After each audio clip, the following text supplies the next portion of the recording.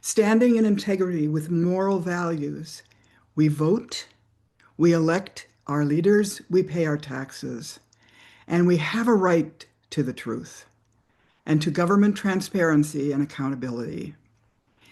Democracies thrive when citizens have access to the truth. We can vote intelligently, we can develop effective policies and institutions in our towns, cities, and nations. Truth is essential to maintaining our freedom. I hope you will enjoy our program today. We are grateful to the wonderful people who have been joining us to be part of this program, and together we will bring you first a section on the history and the current status of disclosure, and then we'll take you into the growing grassroots movement of active citizens for disclosure, and then conclude with an interesting panel discussion on how disclosure will impact important constituencies. Let's begin right now with a historical dialogue between Daniel Sheehan, a well-known constitutional attorney and the president of the New Paradigm Institute, and Kevin Wright, our press consultant and congressional liaison in Washington, D.C. Danny, people have seen things in the skies and in the waters, witness accounts dating back centuries, but it seems that there was sort of a fundamental shift during the course of World War II. We have the Foo Fighters sightings in Europe, and then we had some sightings here around towards the end of World War II. What do you make of that? Well, the first, setting aside for the moment at least, the Foo Fighters, that during the actual months of the World War II, there were these sightings of these strange orbs that were flying around some of the military aircraft. But the most important in my mind was the June of 1945, when our extremely secret Manhattan Project was actually moving toward the first detonation of the first atomic bomb at Yucca Flats. There is this account by then Captain Corso, Philip Corso, who was one of the range officers there, who left a 8mm home movie for his grandchildren to be seen only after he died, in which he recounts in detail a UFO craft that had been, its navigation had been interfered with apparently by the intense radar installations around the Trinity site where they were planning the detonation of the bomb. And after he asserts that he, as a range officer, just took a lunch break and took his packed lunch out, got a Jeep and went out to outside the perimeters and was out in the little hillsides and ran right into a UFO that was on the ground and that had been temporarily disabled.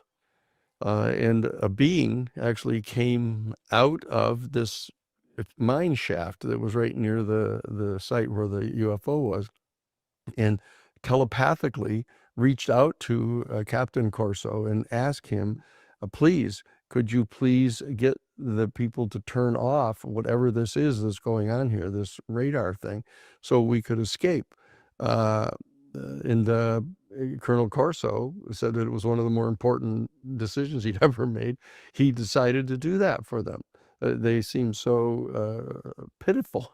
And he said, so he actually contacted the radar installation as the range officer and told them to shut down the radar for a few minutes because they were going to retest it.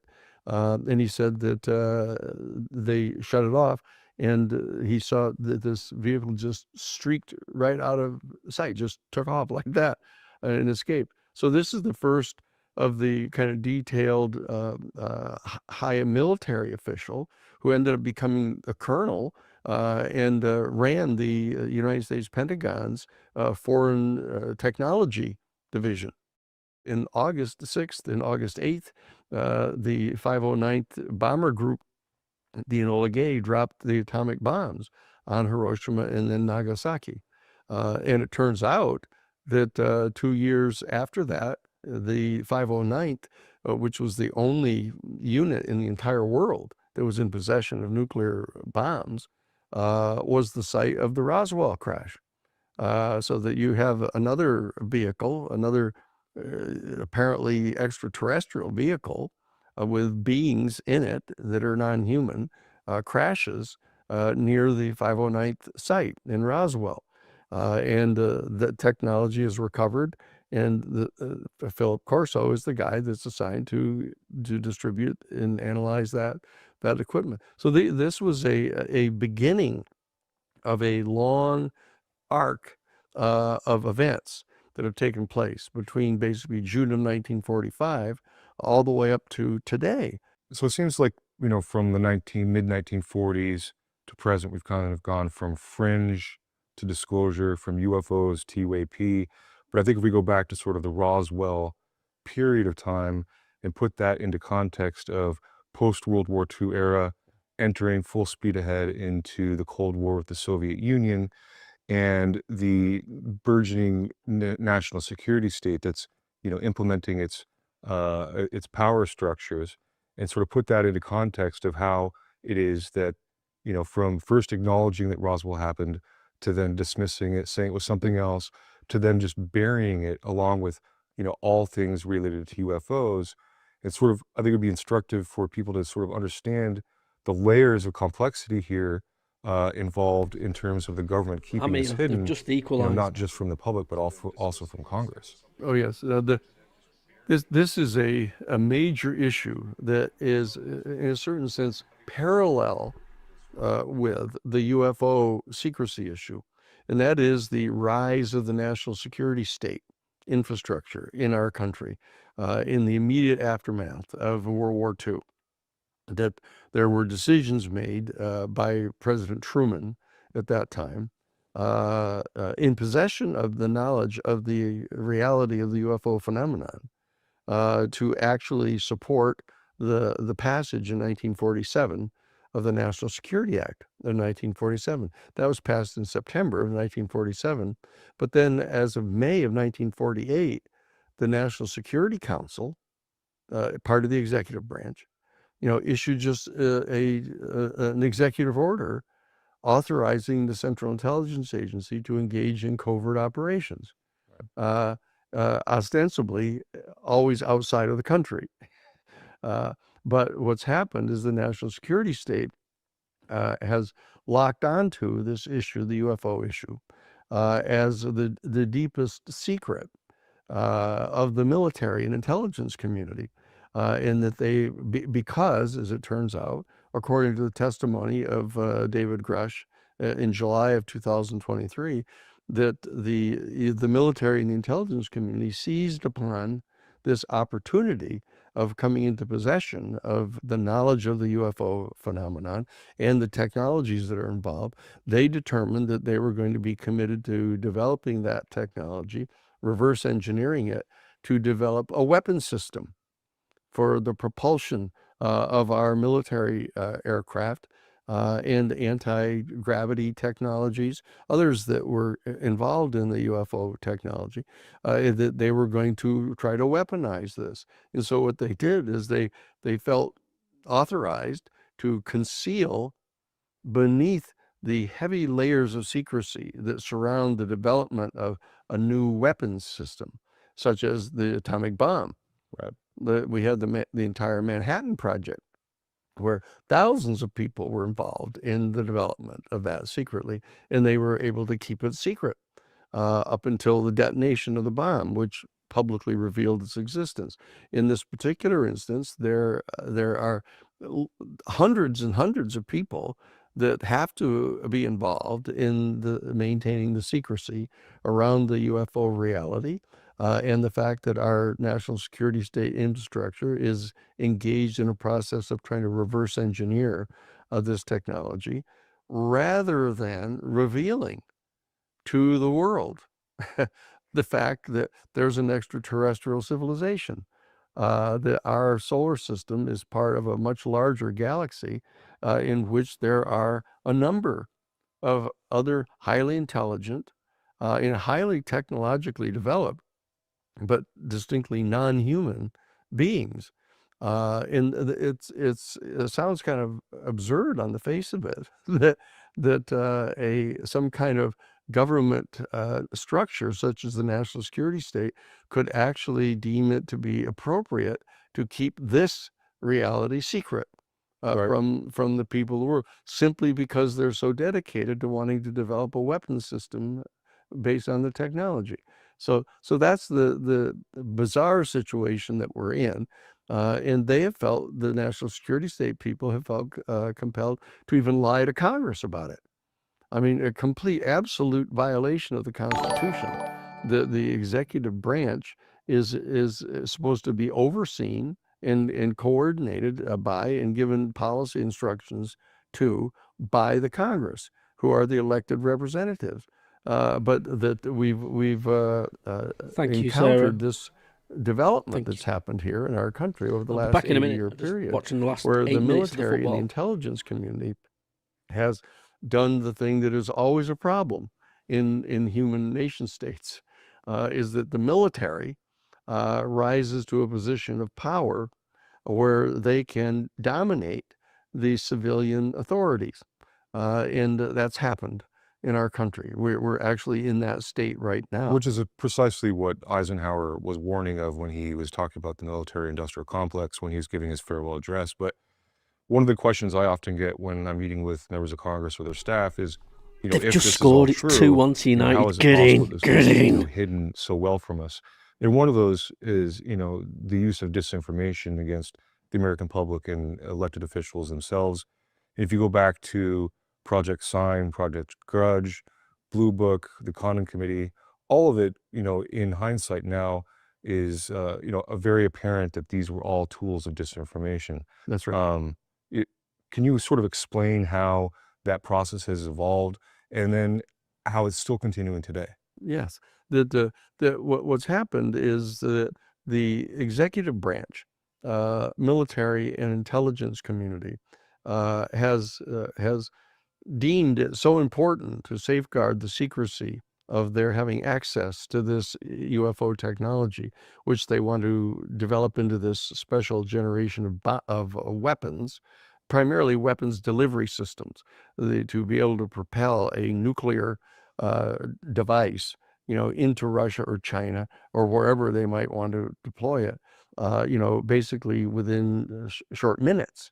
Given the propulsion capabilities of the UFOs, that they deemed that to be such an essential secret that it justified them not only in keeping it secret, but actually engaging in one of the kind of skills that they were deemed authorized to engage in over and against foreign adversaries, such as Russia or China or whoever the adversary of the day happened to be. And what they've done is they have chosen to turn those weapons, those technologies and skills against the people of the United States. And against the Congress of the United States, to actively engage in affirmative deception programs. Not just saying there's nothing here, but here, let us examine it. We're going to investigate all these claims. We've got dozens, at least, of people, literally hundreds of people eventually, saying that they're seeing these craft in the skies, they're encountering them on the ground, they're encountering beings that are clearly non-human beings occupying these craft, and is getting out into the media. So the national security state people deemed it to be appropriate to deploy against our own citizens and against our own Congress the deception devices that they developed to direct against foreign adversaries. And this is an active deception program, not just simply saying, I don't know what you're talking about, you know, there's no evidence, but they engage in a full-scale operation of trying to fabricate explanations for these sightings, which on the face of them are preposterous, unless you have a campaign also of trying to get American citizens to have just unflinching confidence and belief in whatever it is the government tells them. And so that's what they've done as well.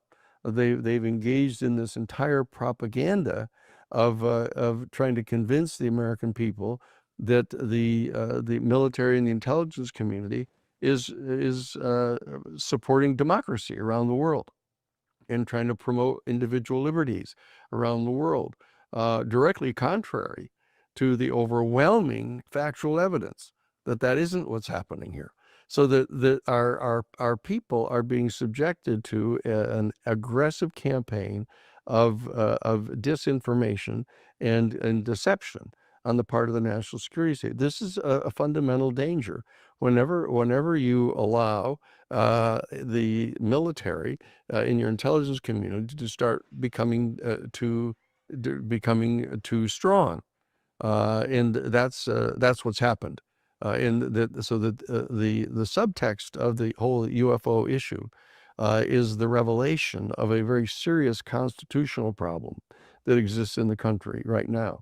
And so I think if we go back to, the post-Roswell era and the advent of these, public-facing programs that the government implemented, like Project Sign, Project Grudge, it was designed really to, obfuscate and to stigmatize the subject and get people to think that there's no there and they should ignore it. While, their official investigations go, deeper underground into black budgets.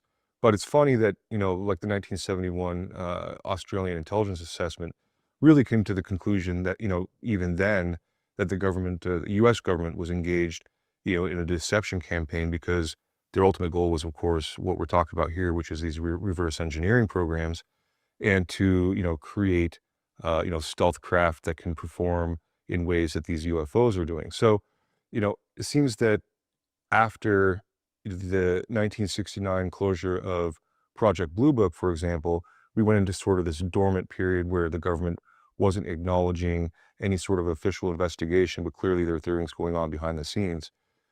Between that period and, say, like December 2017 with the New York Times article, something miraculous happened then with this New York Times article with Leslie King, Ralph Blumenthal, and Helen Cooper publishing an article detailing a secret government program investigating UFOs, which really sort of started this new disclosure movement. That's right. So there was this entire 50-year period, basically between 1969, call it 1970, and all the way up to 2017, where the national security state had been comparatively effective in stigmatizing this, as you pointed out. That we now know from documents that have been extracted pursuant to the Freedom of Information Act. Richard Dolan, a PhD student in history at University of Pennsylvania, did a major study filing all kinds of actions to get access to these documents, and they show that there was a conscious covert program being directed by the Central Intelligence Agency's Operations Directorate, in complete violation of the statute that created them, and in complete violation of the Constitution, to actually attack people who tried to report UFO sightings, not just inside the government, but citizens, civilians. They would attack their character. They would sow lies about them. They would try to blackmail them and extort them, and ruin not only their careers, but their family life by actually trying to convince people in their family that these people were mentally ill, to the point of actually getting them hospitalized over simply trying to report an encounter with a UFO.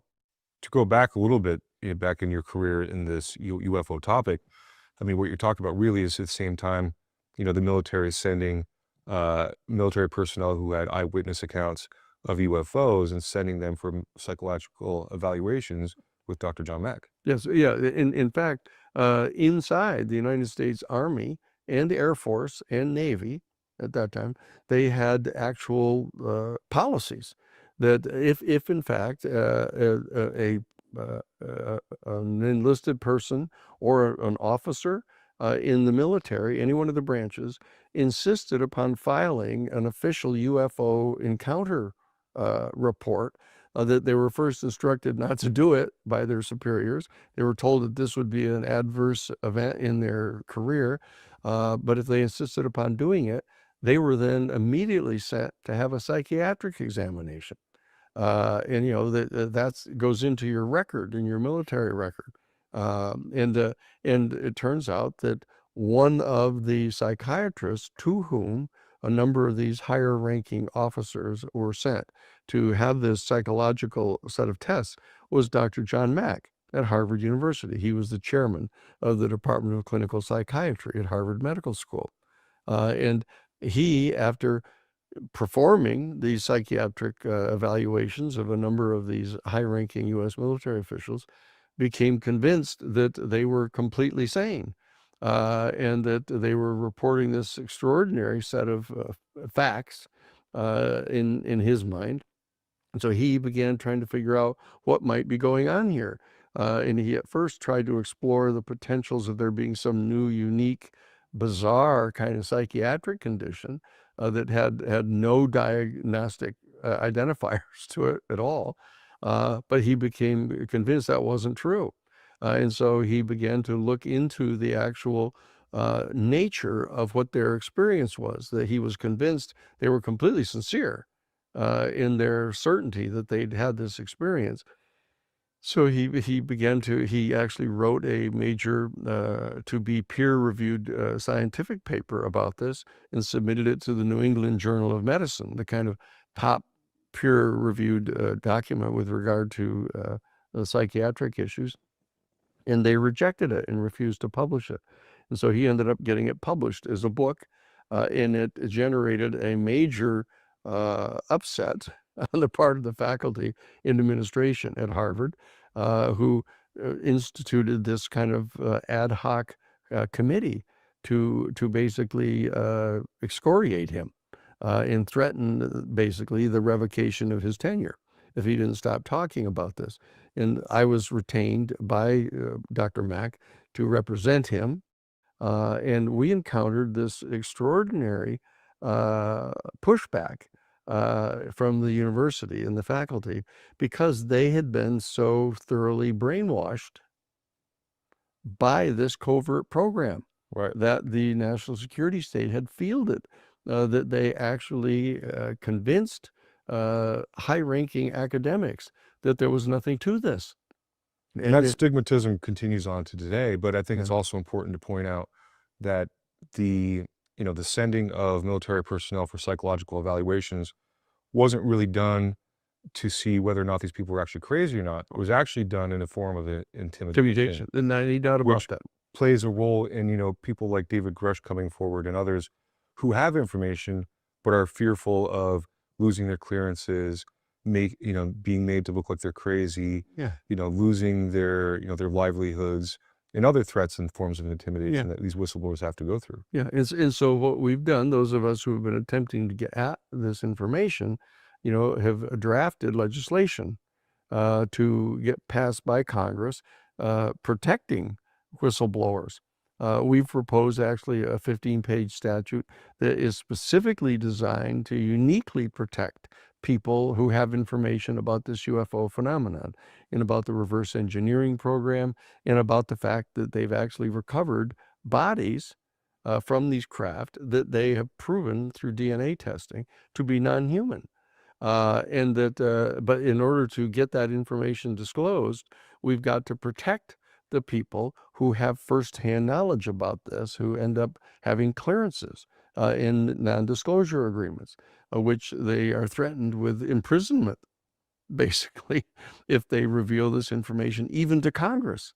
That's right, and they could be charged under the Espionage Act, and there is, the potential for, the death penalty as a result. But I think it's also important to point out here that I get asked sometimes in congressional offices, why is, enhanced UAP whistleblower protections necessary? And it's important, I think, for people to understand that we're not talking about someone working at the IRS and finding out that someone was inappropriately looking at someone's tax returns or something. We're talking about, deeply buried secrets that have been there, under lock and key for decades, talking about technologies of unknown origin, non-human intelligence, extraterrestrials, biologics, bodies, And, there's also a criminal element here that rises above and beyond just the constitutional crisis that we face, but also allegations of criminal activity That's right. that's going to have to be rectified at some point. That is right. That is right. Because the people inside the national security state infrastructure have become so habituated to engaging in criminal activity outside of the United States. Blackmailing people, assaulting people, murdering people, to silence them, to stop them from opposing whatever the political objectives and foreign policy objectives are that the national security state had identified. That they actually believe that they're authorized to do that at home. And that they've done it. And what they've done is they've first secured the right to deploy lethal force to protect certain facilities where the UFO activity is going on, or other weapons development activities going on. And then the people that were in charge of that security have come to convince themselves that they're authorized to deploy lethal force off grounds from these facilities. And so that they actually believe that they're authorized to deploy lethal force against any person who might otherwise be executed under the law for violating their national security clearance under the Espionage Act. And so they think that they have the authority to deliver summary execution to these people.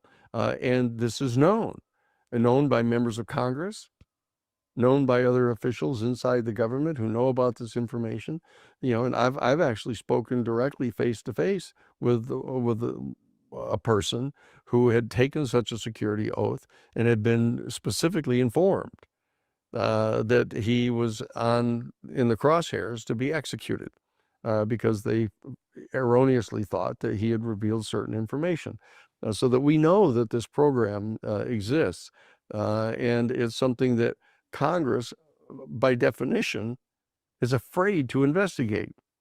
I think it's an important point to make because, following the December 2017 article in the New York Times, it sort of kicked off a new sort of impetus for people to investigate what's actually going on here, these programs that are even hidden from Congress. And which gives way to the Senate Armed Services Committee and the Senate Select Committee on Intelligence doing a lot of homework and having a lot of people coming forward, whistleblowers firsthand, witnesses to events, people who involved in the so-called legacy programs, bringing in, providing evidence to these committees, right? The professional staff, as well as, a number of senators that sit on these committees, like former Senator Marco Rubio, of course. And so they've done their own investigations into this. And what really came out of that was that, we have this UAP Disclosure Act, which was first introduced by then Senate Majority Leader Chuck Schumer, in conjunction with Senator Mike Rounds, Republican from South Dakota, then Senator Marco Rubio, Senator Kirsten Gillibrand of New York, Martin Heinrich, and others, providing legislation to sort of try to cure this 80-year secrecy regime. Yes, and when we were involved with the people that were crafting this statute, we began to try to find other members of Congress who would be supportive of this. This is we the Zoom first live. encountered this I've been in it fear since about 3 hours. that Joined they it would nice be and early. discredited. I don't think they can hear me. I think I'm muted. and not just sui sponte in the eyes of their constituents, but that they be targeted by the national security state people to engage in an active campaign to intentionally destroy their political career. And they were acknowledging that. When I brought, a full bird colonel in the United States Air Force who was in charge of a number of these Minuteman nuclear sites that had been shut off by a UFO, that all the missiles had been taken right offline by the UFO. And I brought this colonel to meet with his congressperson to tell him that. And the congressperson immediately told him that they were afraid, right, of being attacked by the national security state people who would send millions of dollars into their next campaign against them to get rid of them. So the Congress knew that this was going on. And we have a right they haven't been able to and to muster the government courage transparency and collectively to accountability. do anything about it Democracies until thrive recently. when citizens And have so access to the suddenly you truth. had this We can 64-page bill demanding that every single one of the U.S. military services and intelligence Sorry about that. agencies basically turn over to the National Archives every single piece of information they have about this, starting in, not coincidentally, January 1st of 1945. That's right. To have all of this information turned over so the members of Congress who had the appropriate Slab security Edward winner, clearances yeah. could get to see it. That's basically what this bill was all about. Now, this is a very bold move, and it was passed by the Senate. But even then, they didn't dare to present it on the floor of the Senate as an independent standalone bill. What they decided to do is they tried to basically sneak it into the multi-thousand-page annual National Defense Authorization Act, just to slip it in. And because virtually everybody will vote for the appropriations for the military and for the intelligence community because of the power and influence that the United States military and the intelligence agencies collectively have over our country. You know, that everybody feels that if you question any particular military weapons program or any particular military mission, that you're somehow fundamentally unpatriotic, and that it's going to ruin your career politically, economically, professionally. You know, That's right. And it becomes impossible to sort of challenge the executive branch and the Department of Defense and all the other agencies and departments that start waving national security around, this little flag. and the American flag. We've managed certain, successes and attempts. The fact of the matter is, we have not succeeded in getting that bill passed through Congress. We have, however, and it's very important for people to understand, we have in fact gotten 23 pages of that 64-page bill passed, which the part that has commanded all 6 of our United States military services and all 18 of our intelligence agencies and all 32 of our United States Defense Department agencies that are understood to be in possession of not only information about the UFO phenomenon, but also in possession of these craft to turn this over to the National Archives. And so, actually to gather it all together and then turn it over to the National Archives as soon as possible. Now, that soon as possible date was last October of 2024, October 20th. And at the final hour before that was required to be done, the National Security State people got the National Archives to give them 1 year extension. So as we sit here today, in the immediate aftermath of the September 9th hearings and the failure on the part of the Congress to pass the rest of the statute, this 23 pages that has placed these agencies under orders are required now to make this information available to the National Archives on September 30th. So just in a matter of another 20 days, basically, as we sit here, they're going to be required to turn this information over. So that we shouldn't despair entirely upon in the face of not having gotten the entire 64 pages passed this past September 9th, because we're still looking at this date of September 30th, where they're going to be required to turn this stuff over. Question: is the national security state so powerful in our United States at the present time? So if it's talking about September 30th, this must have been effectively defying Congress. September 30th, then, right? That has given them the clear order and allowed an additional year for them to gather all of this together and to put it into a comprehensible data format to turn over to the National Archives. So this is the issue that is posed as we gather here now to see whether they're going to do that.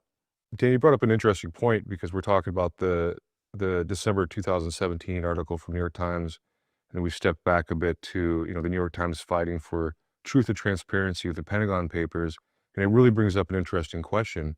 What has happened to the fourth pillar of democracy with regards to this UFO topic? Because you can't get the mainstream media to cover this with any seriousness. It's okay, Maz. It's true that this, Plenty left. there Not was missed much, this plenty more speakers. I think it's like a decision 4 made hours thing, back in December of it's gonna be on till like 10 2017 on the PM. part of the board of the New York So I'm going to be Times, on and off. obviously to come forward with I'll this leave it story. streaming so you can all watch it and stuff And like that. my having been there back in 1971, when we were involved in the decisions that were getting made by the leadership of the New York Times to publish the Pentagon Papers, when I saw this article come out Trying to be a on creep, December but 17th This is the first child of I've seen with a lot of nice looking 2017, girls. I Yeah, we don't was get like aware of what must have gone on in the board of editors of the New York Times to make this decision, which would have included reaching out to their national security state sources. So that beneath this entire thing is the question of the degree to which So what is this, there a marathon are of videos? elements So it's in a the live. full national It's a security Zoom. state So what you're seeing infrastructure here on the screen, it's a that Zoom. for some reason So I'm in the Zoom view call. it to be And I in think there their might be a live collective Q&A interest thing in it as to well. release more Chris information Bledsoe's in it. All the people that are about speaking this, are in this Zoom. so But I that think they there's would, in a pre-recorded sense, give videos as a well. green light to the New York Times back then, at least, to publish that article. And so the question So is, feel free if you see anything, how clip much it, more share it, do whatever you want. information is going to be made available, either in the direct formal process of September 30th, of turning it over to the archives, and what kind of coverage the news media, the mainstream news media, are going to give, to any revelations that are made on September 30th, or more importantly, I think, or at least more saliently, what kind of reporting are they going to do about the fact that nothing is turned over? We're not going to give up on this. Right. I think we've come to the point now where we realize that you can't depend entirely upon the elected representatives to dare to do this, because they're so vulnerable to the covert activities of the national security state, and they're aware of it, and they're intimidated by it. Right. Okay. And so that what we're trying to do is, at the same time that we're trying to How many raise are in the Zoom? consciousness about the UFO issue itself, because we're talking about the concealment of the fact that there's an extraterrestrial civilization around us. We find ourselves like the tribe that was in the Indonesian islands, in Papua New Guinea, in the 1950s, of thinking that there was nothing going on in the world outside their island, and all of a sudden they were discovered, and they discovered the outside world, and they were not The prepared chat's disabled. at all to And know I how to can't cope see with that. who's in there. And so But I what could we're see trying to before say Chris is, look, Bledsoe our joined, people need to start becoming Richard Dolan was the first person accustomed to to the join. knowledge that we're part of a larger That was at 5 galactic o'clock. civilization here. The New Paradigm I joined Institute about has 5 o'clock. implemented a Citizens for Disclosure Maybe a bit grassroots before that. movement That's right. that, quite a with few, the though. ultimate goal of having You could hear them all 50 speaking at the state, beginning, but they've obviously muted chapters up everybody's and running, microphone. Otherwise, thousands they'd of be able to hear me volunteers, as well and as turn this speaking to into you. really a political movement in which, elected officials are going to have to take notice of. That's right. That's our job right now. I mean, as citizens, the fact of the matter is, our citizenry, has not been muscled up to actually do anything, not only about this particular subject, but in most subjects. I mean, our people are getting, distracted watching football games and basketball games, baseball Some games, good speakers today, movies. though. That's gonna be on You it. can sit and punch button, talk to your television, and have it call up any movie that you want, sitting in your living room. And so people are going to do their day jobs, for their 8 hours of working, and then coming home, and then basically watching television, and they become very passive, and only to the extent to which you can get the political activities going on that are like a sports event, where you have team A versus team B, and you have highly dramatized, a fourth quarter, 2-minute drill experiences in the political realm. Do people pay any attention to it? So we've got to overcome that. We've got to be able to get our citizens back into activity here. Well, I think it's also important to point out that, there are some people that, despair over the fact that the UAP Disclosure Act hasn't passed and, they don't see any forward momentum. But it's also important to put this into sort of more of a historical context. And, it took approximately 10 years or so between, really sort of getting the civil rights movement together until passage of the Civil Rights Act. And we're, somewhere in the early stages of that 10-year cycle that we're in right now. It probably didn't start in 2017, but, by 2022, 2023, where we had, David Grush come forward, we had the UAP Disclosure Act, put out there, that we're in several years now into that 10-year cycle, but it's going to take time and effort. That's right.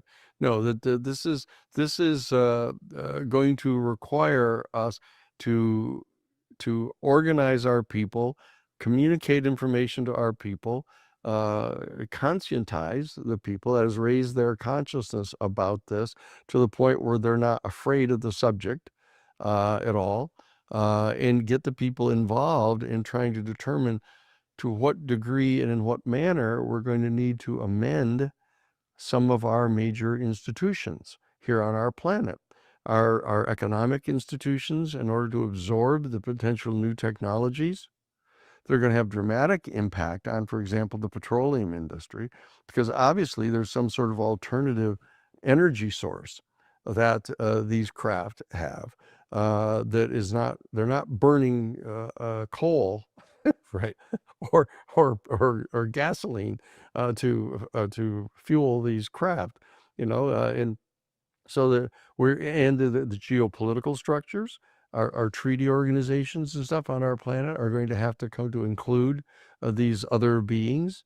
That there's work that needs to get done, and that if we can take good news from what's happened here on September 9th, is that you cannot depend upon the presently elected members of the Congress to do this without more pressure from the citizenry. They are subjected to more effective pressure from the national security state, threatening them and their political careers. So that what we've got to do is we've got to muscle up our people to mobilize this, number one. And number two, we have to really realize that the ultimate vulnerability of our elected leaders to the covert operations of the national security state may not be able to be completely overcome. And so that we have to have direct activity on the part of our citizens to reach out, as shocking as this may sound, to establish direct communication with the extraterrestrial beings. There's thousands of incidences of people having encounters with these craft and with some of the beings in them, that what we have to do is reach out to establish direct communication with them, to engage in citizen diplomacy. That is actually how we accomplished the coming to the end of the Cold War originally, back in 1991 and 92. It was by the outreach into the Soviet Union on the part of our citizenry, with the astronauts and cosmonauts, and getting to know each other as people. That was how we were able to get President Gorbachev in the Soviet Union to agree to dissolve the Soviet Union, to back up out of the Cold War. So that the citizen-to-citizen diplomacy is really important. So that really it's extraordinarily important for people to begin to entertain the kind of extremely interesting idea of reaching out and establishing direct communication with the extraterrestrial people to get around the unconstitutional national security state that has basically seized control of our legislative representatives. Well, I think you bring up an interesting point here, because there's not one single path forward that's a silver bullet. It's not just some, piece of legislation that's going to pass and we're going to have a cure for it all. And it's not just, reaching out, potentially to an extraterrestrial civilization, but there are a number of pressure points that are going to have to be pressed along the way. We have people in the scientific community who are, working on their own sort of means of disclosure and pushing forward from a scientific perspective. Then we have, people that are in the media and producing different sorts of medium to, inform the public about, this issue, historical nature of it, what's going on currently, in the disclosure movement. So there's a number of different things that are going to have to take place, Well, all in conjunction together, working together. Well, including the fact that the Webb telescope is in fact actively engaged in finding more and more exoplanets, and they're very specifically engaged in trying to find life, intelligent life elsewhere in the galaxy. So they're doing that right now. So that's another pathway that the national security state has opened, spending trillions of dollars, putting together these spaceborne observatories, and they're very clearly engaged in the process of trying to open up another avenue by means of which they can reveal to the people the existence of other highly intelligent and highly technologically developed but non-human species. So there's that whole avenue. And the church, even the Catholic Church, has issued now public statements, saying that in light of the discovery of more and more of these new exoplanets, it has now become clear that their quote, it was much earlier than had been previously anticipated. We're going to discover life elsewhere in the universe.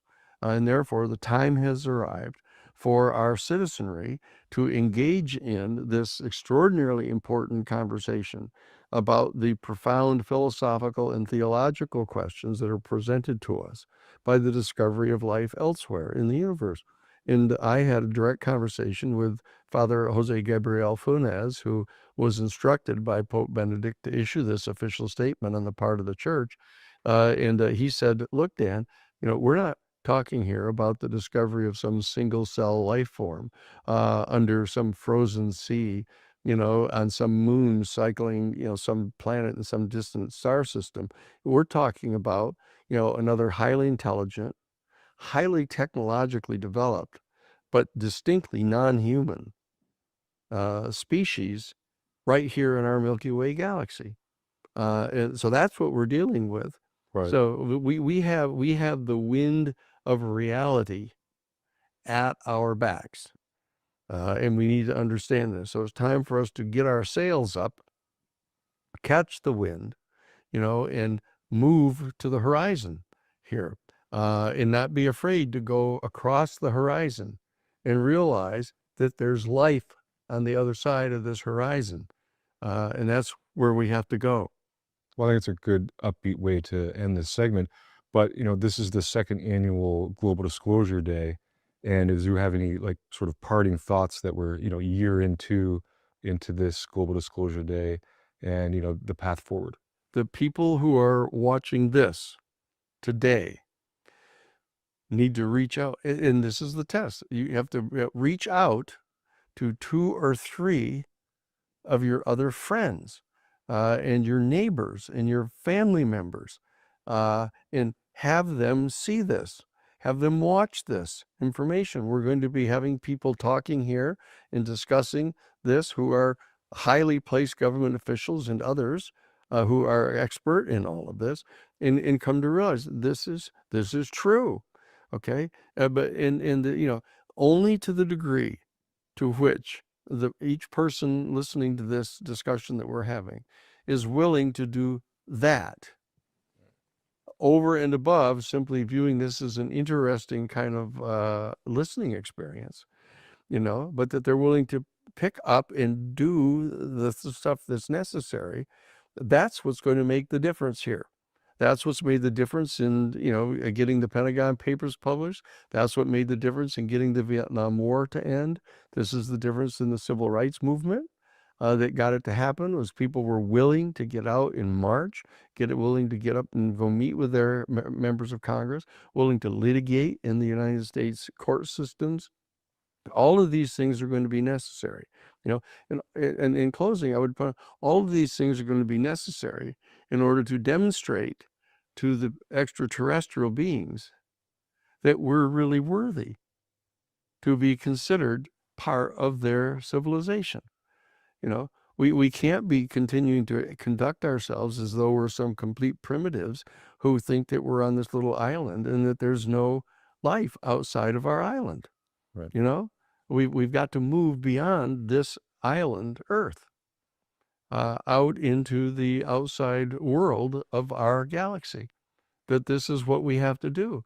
It's extraordinarily exciting, extraordinarily rewarding, but it's challenging because it does require work. Hard work.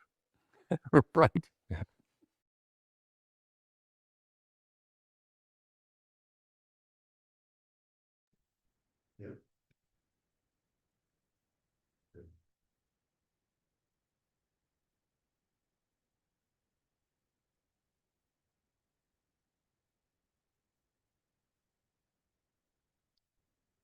Wow. Very, very helpful overview of what this situation's all about. I just want to make one comment before we go on, that the human family, the evolution of our human family on this planet, has gone through all kinds of stages. We create different institutions and governments and programs in order to survive and to keep order and et cetera in our communities and in our nations. And we are poised to make a leap into a new consciousness. And we have to recognize that some of us are kind of stuck in earlier creations of institutions and programs and ways to survive. And we want to embrace everyone that wants disclosure, knowing that we don't all agree with one another on the importance of it and why it's important and where we're going afterwards, etc.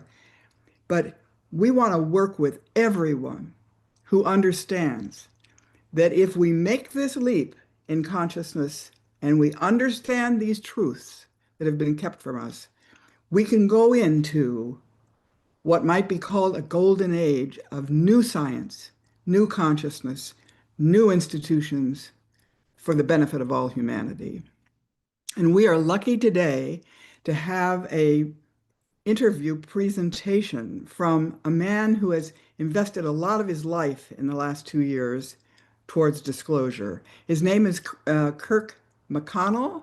He's a 24-year senior staff person, he was, for the Senate Armed Service Committee, and he's one of the principal authors of the Senate Armed Services Committee bill, the Senate UFO bill, and he's here to share his personal and moving journey and experience with this unfolding understanding and reality that we are in possession of more than one or more non-human origin extraterrestrial spacecraft, and that the bodies of the occupants have been established as non-human.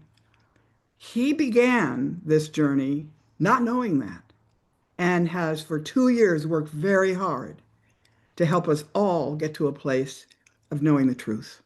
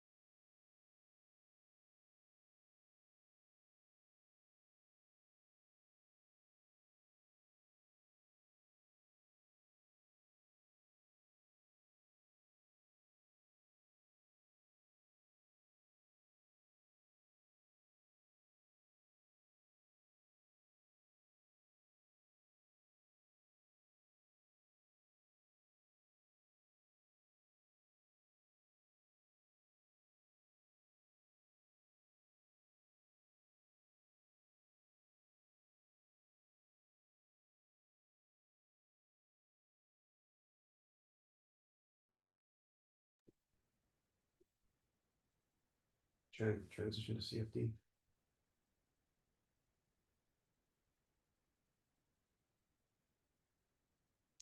You and me, you and I, and all of us, we are the private endeavors going forward. We are moving forward.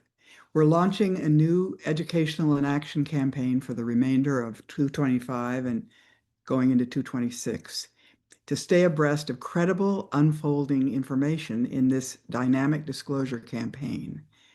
Please go to the New Paradigm Institute website.org and sign up for our newsletters, because we're sending updates and breaking news twice a week. We release a podcast weekly. We generate extensive videos and materials for our growing movement, and we provide ongoing action alerts to our community. Let's turn now to our Citizens for Disclosure grassroots movement that is active in 32 states with a goal that we will have 50 states by January 1. 2 of the states are now developing their own UAP UFO disclosure bills. Others are working on educational efforts and including teach-ins at colleges and universities.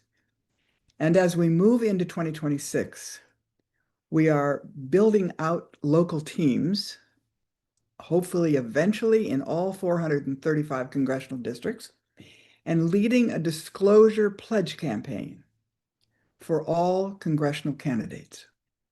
Our allies in other countries are organizing with parliamentary leaders to develop disclosure policies in their countries.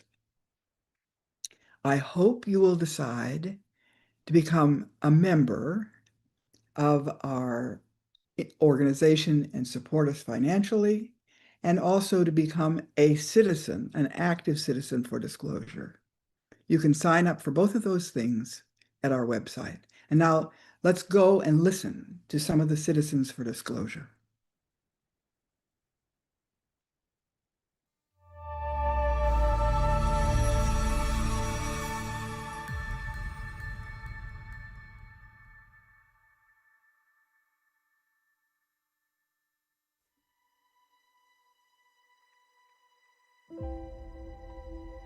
Good morning and welcome to the hearing regarding UAP disclosures. For too long, the issue of unidentified anomalous phenomena has been shrouded in secrecy, stigma, and in some cases, outright dismissal. Today, I want to state clearly that this is not science fiction or creating speculation. This is about national security, government accountability, and the American people's right to the truth. Do you solemnly swear or affirm that the testimony that you're about to give is the truth, the whole truth, and the nothing but the truth, so help you God? I do. Boeing contractors reported a massive glowing red square silently hovering over 2 missile defense sites. I talked to 5 shaken witnesses who described a massive triangular craft that hovered silently for about 45 seconds before shooting away at impossible speed. A self-luminous, tic-tac-shaped object emerged from the ocean before linking up with 3 other similar objects. These things are real. They can fly in formation, they're evasive, and they outperform any aircraft known to exist, including ours. I saw a 100-foot equilateral triangle take off from near the NASA hangar on the base. It's either a weapons program being reverse engineered by our governments or other governments, or not from here. Those are it. There is something out there, and we should know as the people what it is. Let this be the moment when America chooses courage over fear, transparency over secrecy, and progress over stagnation. Let's show the world that our nation leads not only through strength, but through fearless pursuit of the truth.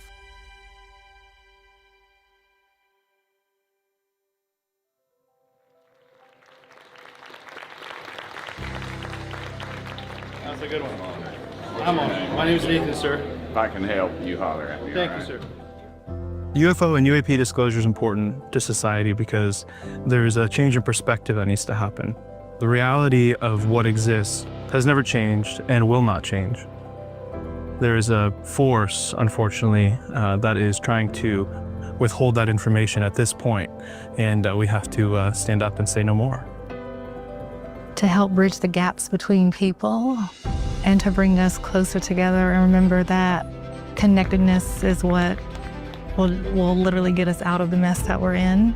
It has to do with transparency with the government, giving Congress the ability to perform proper oversight over both what the government is doing, several agencies, as well as what the private sector is doing. We're not being told the truth, and we deserve the truth, not just as citizens of whatever country we're from, but also as citizens of the world and as collective humanity. What's really remarkable is that we have been lied to as the American people for probably 70 years at least, since World War II. I think disclosure, for what it means and what it stands for at the end of the day, is very important to everybody, basically. For me, fundamentally, as a human being, I think we have a right to know.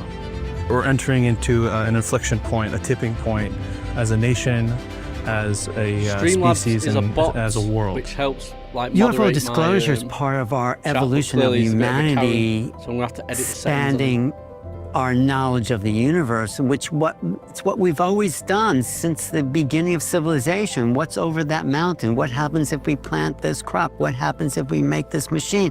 What happens if we know there's more to the universe? It changes our scope of reality, which gives us more opportunities, which expand our mental cognition to be more creative, more loving, more open, more resilient humans.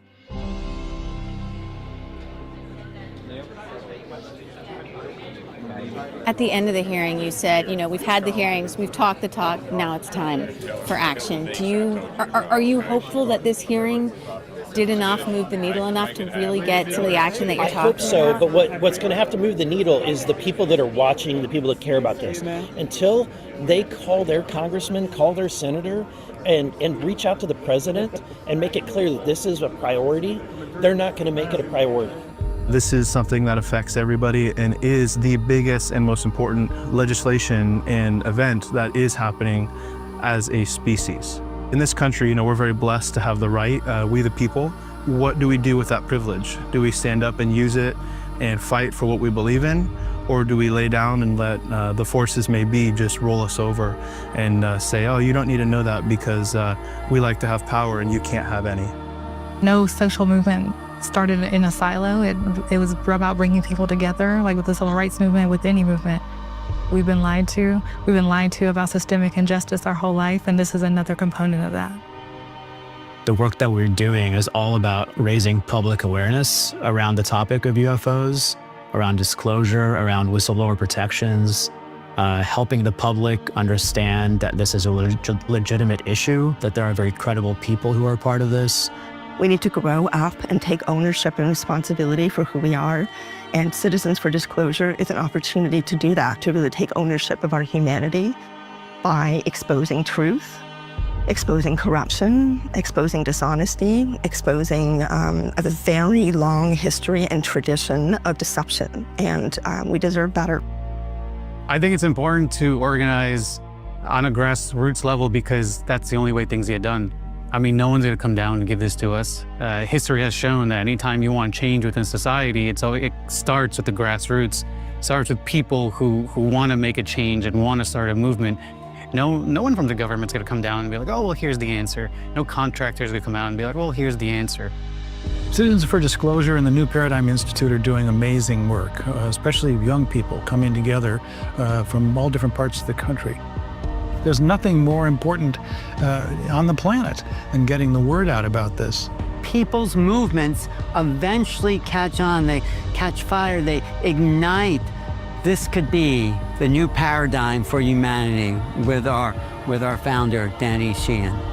We have an obligation to our children and to our grandchildren to uphold the fight for truth and transparency.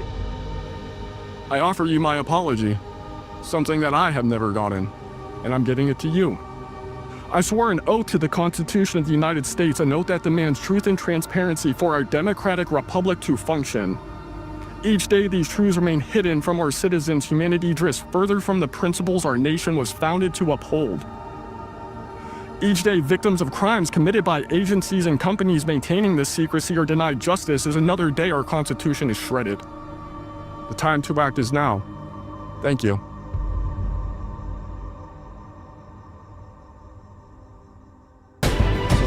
people that are speaking: Chris Bledsoe, Danny Sheehan, Karl Nell. They do it. I don't think they did it last year as well. No, they're doing it again this year. And it's like a 4-hour event. You're about an hour and 15 minutes into it so far. This is the Zoom that I'm streaming it from because I'm in the Zoom call.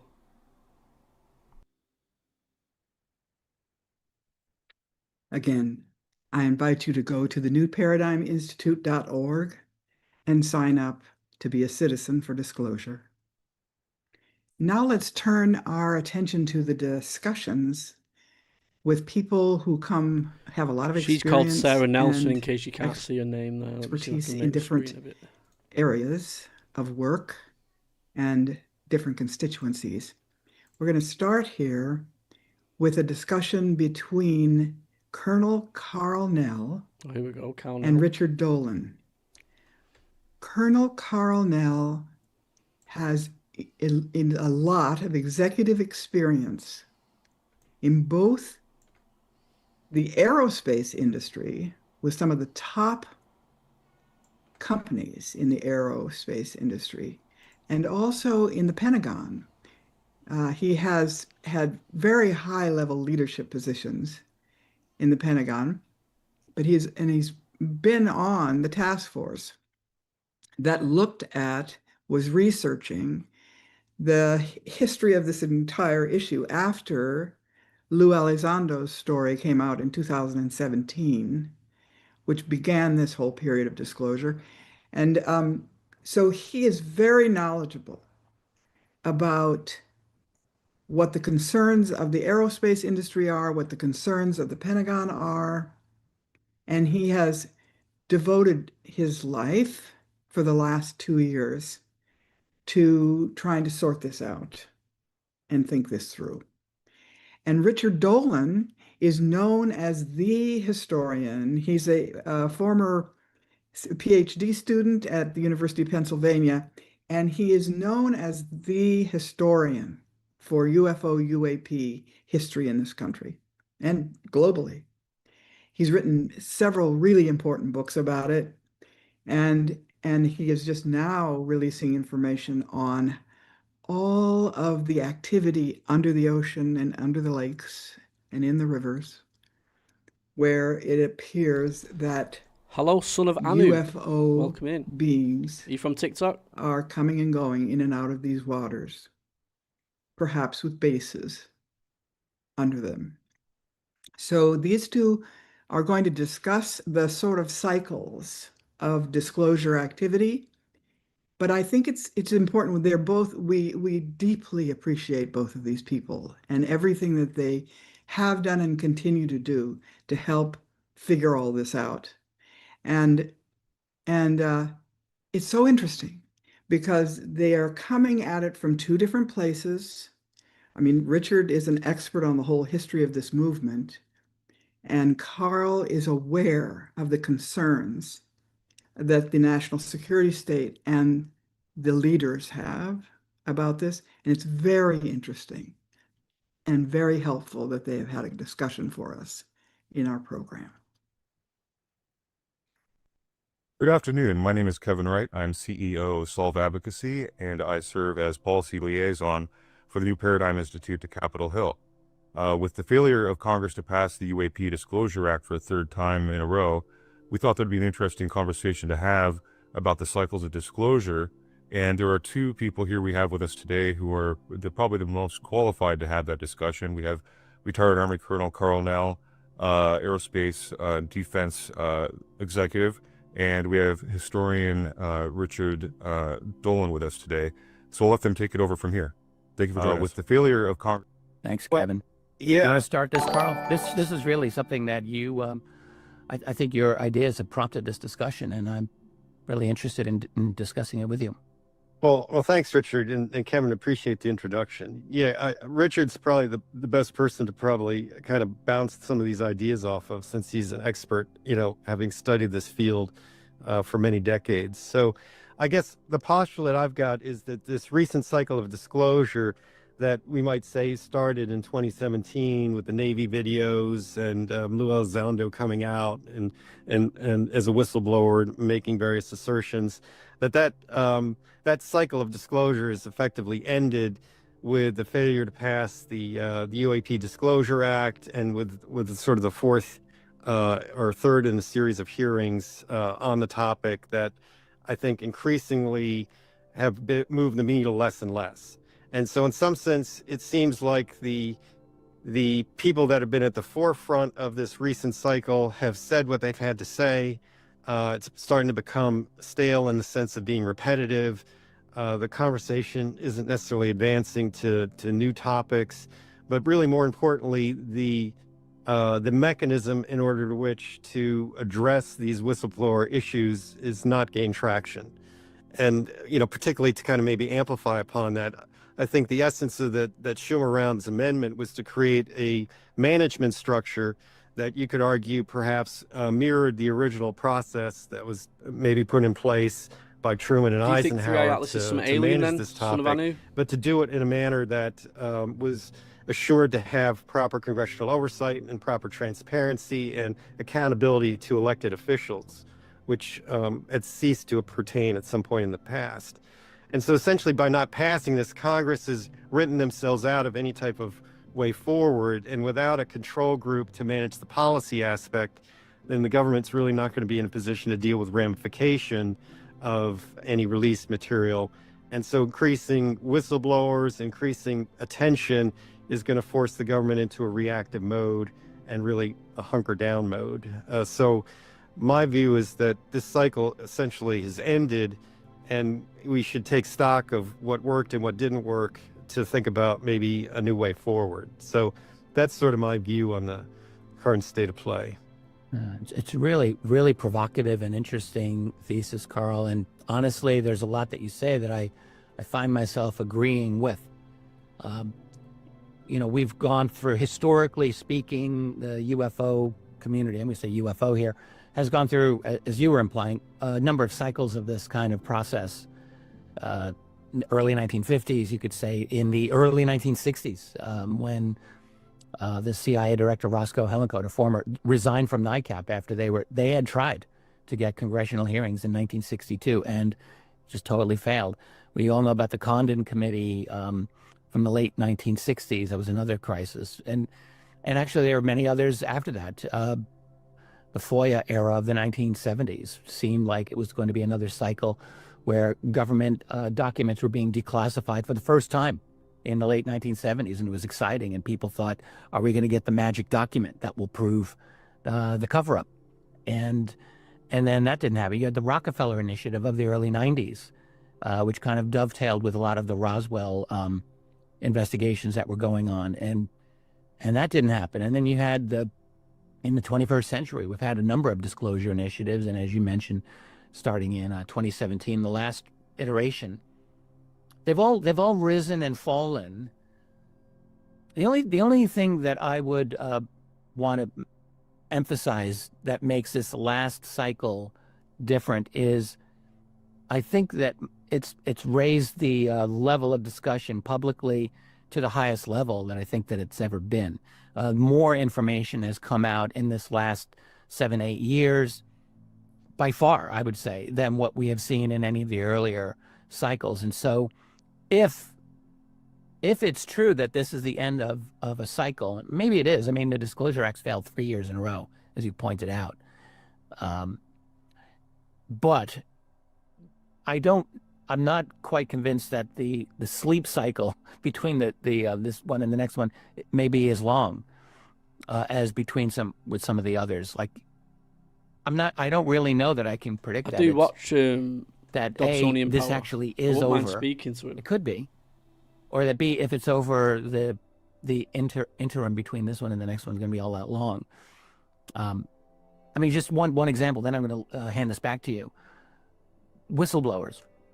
So you were saying, and I think rightly, that if there's no mechanism that Congress has passed to allow the federal government to do anything about whistleblowers and information coming out, they're not going to be obligated to do. They won't do anything, and it'll just be hitting a wall. But I'm not convinced that powerful whistleblower statements will have no effect. I think that the spigot's been opened. There's been a number of people who are talking. We know there are many others who have spoken in Congress who have not been public yet. And so I'm not sure that it has really played itself out. And that's the only real hesitation I have.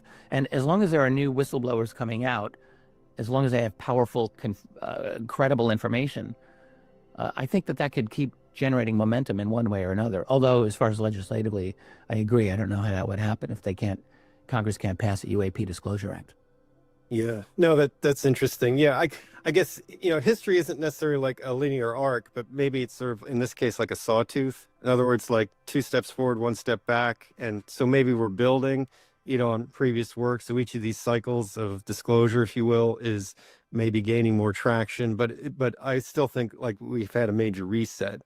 So I'm thinking back too, like you mentioned, NICAP, but if we look at the 50s, Walt Disney was approached at one point to try to, assist with some sort of controlled disclosure at 54, 55. There was the Emmeniger Sadler film. Yeah. Right. With the supposed Holloman Air Force Base landing footage that was withheld, that got released as UFOs, Past, Present, Future, narrated by Rod Serling, as you know. But without that, government offered footage that was really the carrot to do that whole thing. You've had this, revelation in the 80s of the sort of co-opting of, some of the UFO researchers, Bill Moore in particular, right? Like that kind of discredited the field. So there's been several iterations, both, with the government kind of ostensibly positioning for and against, I'm not ignoring YouTube. I'm just speaking to my process. TikTokers as well, trying to get them to come over as well. The counter argument that's often offered is, okay, more whistleblowers could be coming. I mean, in essence, like we've seen that also, right? These other events. And so in some sense, when the whistleblowers come out one at a time and in public, there's typically a means to discredit them, right? Not necessarily legitimately, but often effectively. And so then the message gets discredited with the messenger. And so we're all kind of hoping for this sort of pristine, high-level whistleblower to come out, but those people are probably not motivated to do that, right? So you're not going to get that person. But if you do, and you get that sort of drop, maybe you're creating the problem that we're trying to avoid anyway, right? Which is this, what I would argue, the catastrophic disclosure. Like all this information comes out and implications, and society and institutions are not maybe ready to deal with that. The whole process of, controlled disclosure was intended to mitigate some of these issues by creating a responsible approach, as opposed to, basically dumping this all out. So it's the difference between an impulse function that affects, public stability and legitimacy of institutions and the range of accountability, and smearing that out over time and through a slow, deliberative process where in the background maybe you mitigate some of these issues, let's say the government. So I'm a little concerned that like either that's going to peter out or you create the problem that the whole UAPDA was intending to avoid, which is how to go from a stable pre-disclosure state to a stable post-disclosure state, which to me is very analogous to arms control, in fact, right? Like mutually assured destruction is stable but not desirable. Mutually assured survival is desirable and stable, but going from one to the other is highly destabilizing.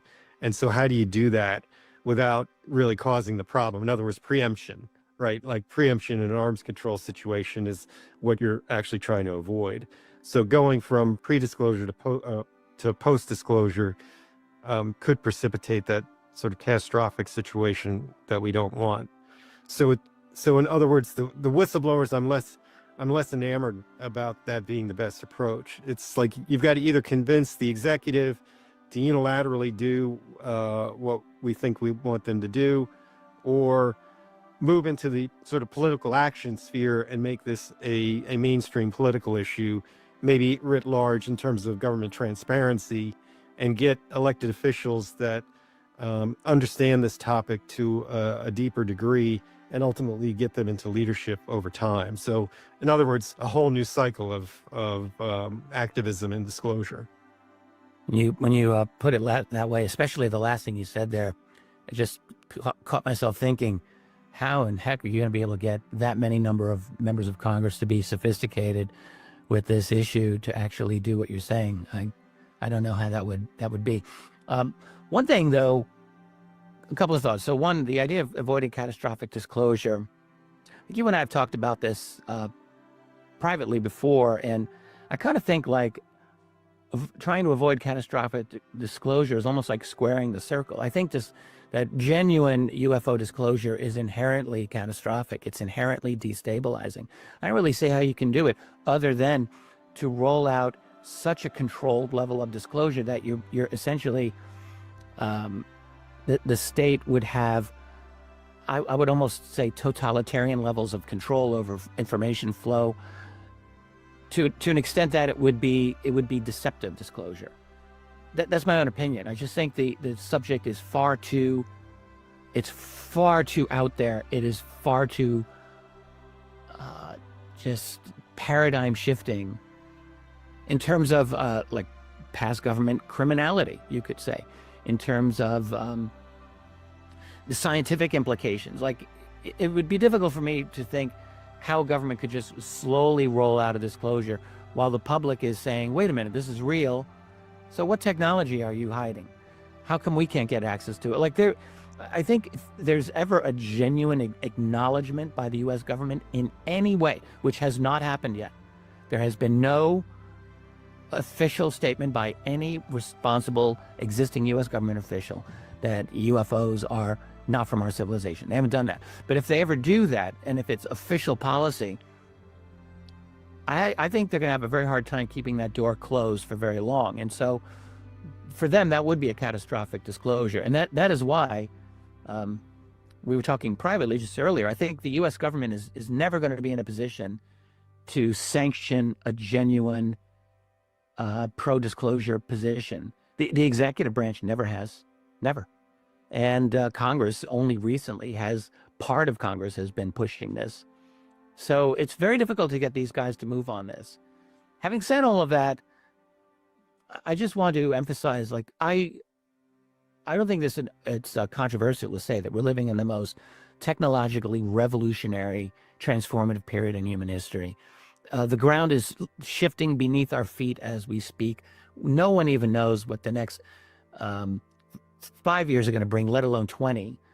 And I can easily see more cultural momentum on this happening, which could very well result in more general pressure on the political institutions. I'm not saying it will happen, but it could. Or I could even imagine some kind of black swan event, one that's unpredictable, but just because I think it's not, it would be unwise to assume that tomorrow's going to look like today. So how it's going to be different, I'm not sure. Will it be more tightly control of information, or will there be more freedom of information over the next decade? It's an interesting thing to ponder.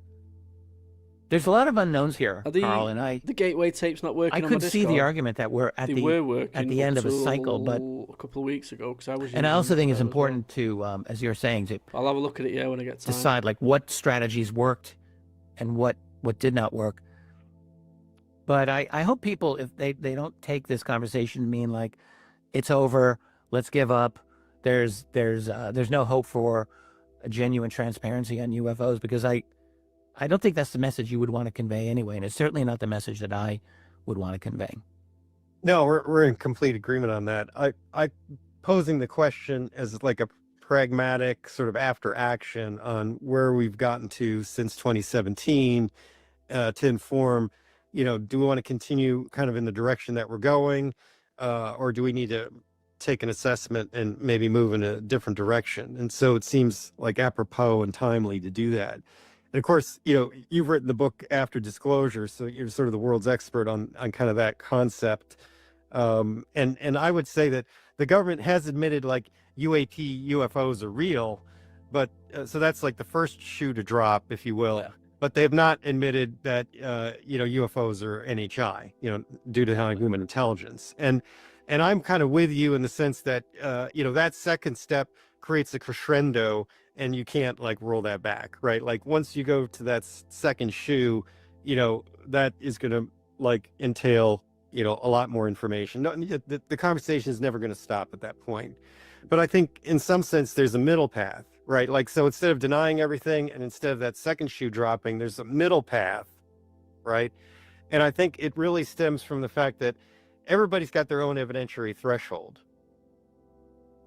right? So the people that are paying attention, probably the people watching this podcast, like they already know the truth, right? Like there's enough information in the public domain already for smart and objective and unbiased people to sort of come to the right conclusion, right? And a lot of people have. But then, the government has been successful in these disinfo campaigns, let's say Condon Committee report and, discrediting whistleblowers and the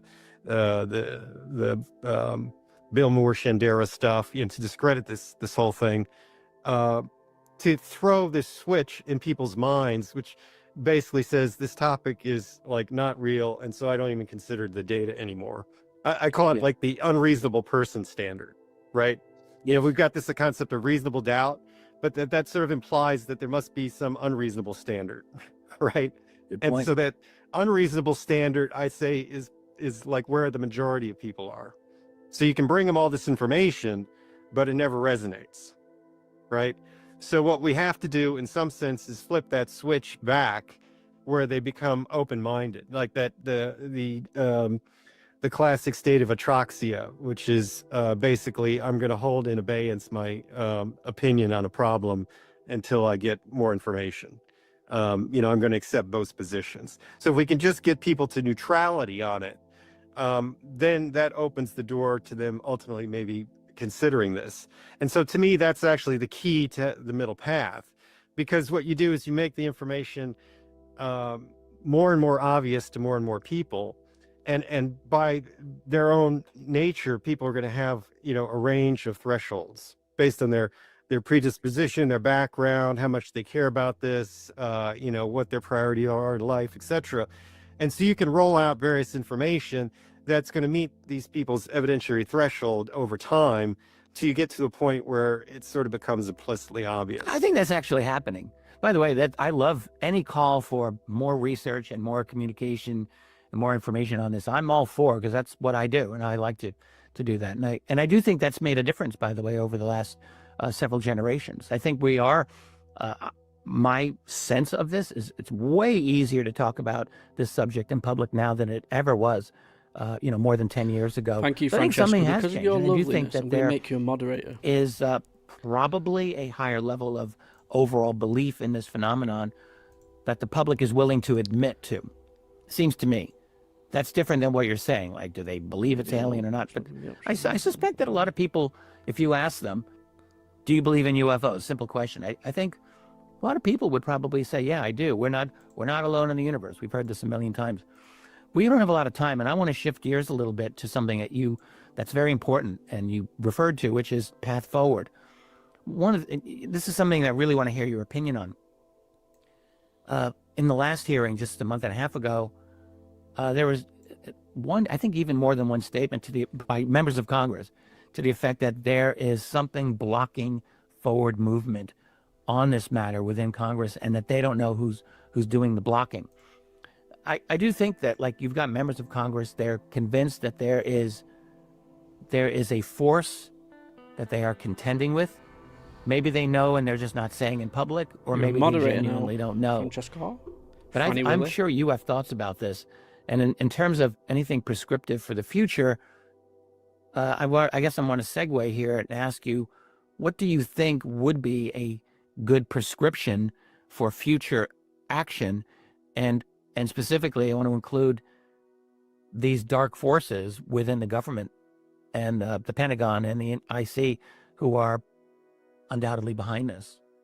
Yeah, no, that's a good question. I was on a panel with Diana Polsolka at a conference that Peter Thiel had hosted last year.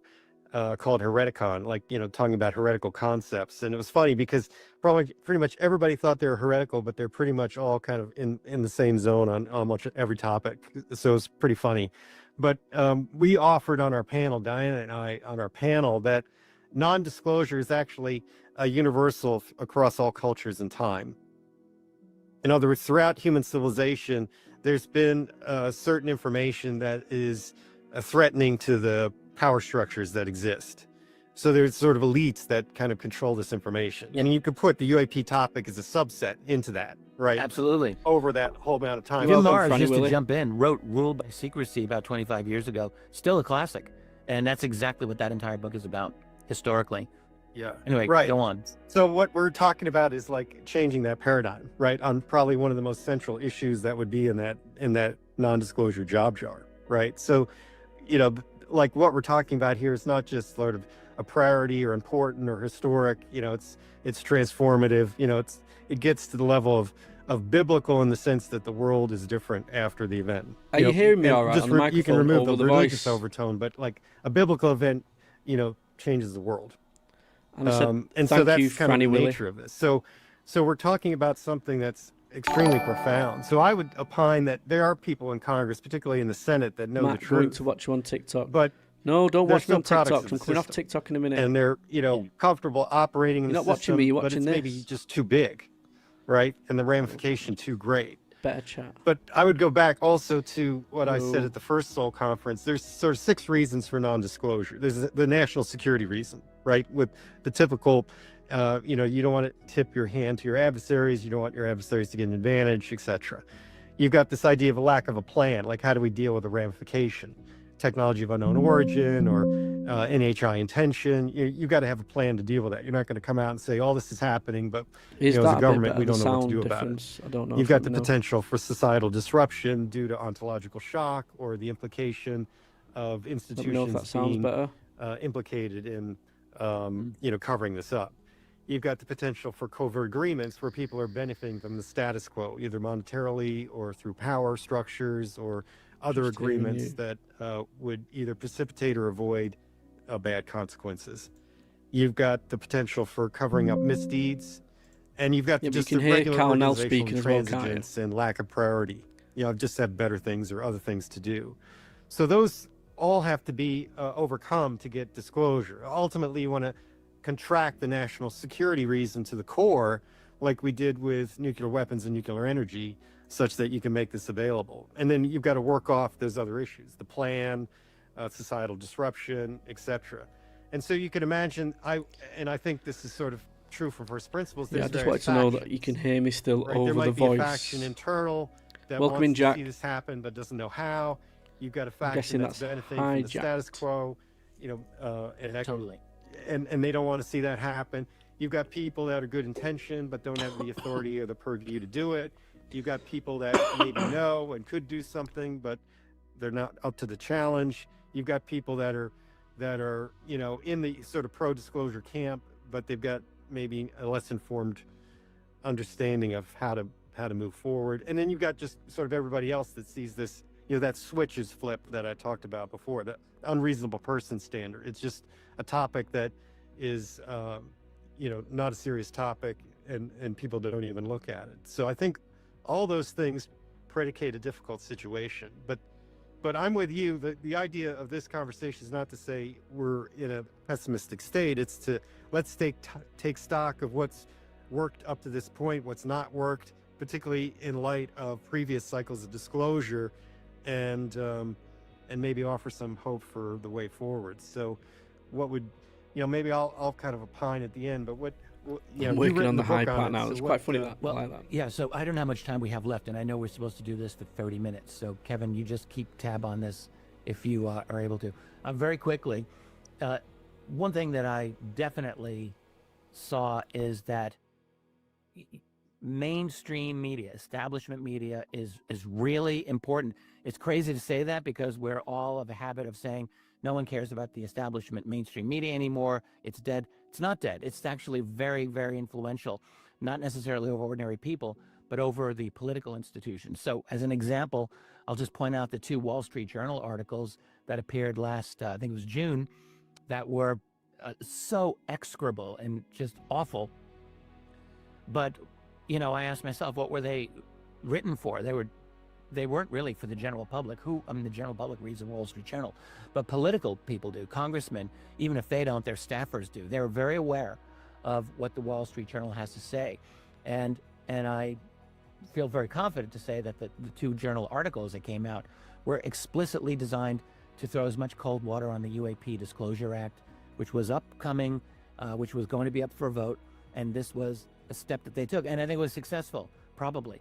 And so getting establishment media to play along is critical. This is how the whole thing started in 2017. The New York Times published 2 articles, shocked the world that they were having a kind of pro-UFO approach to it.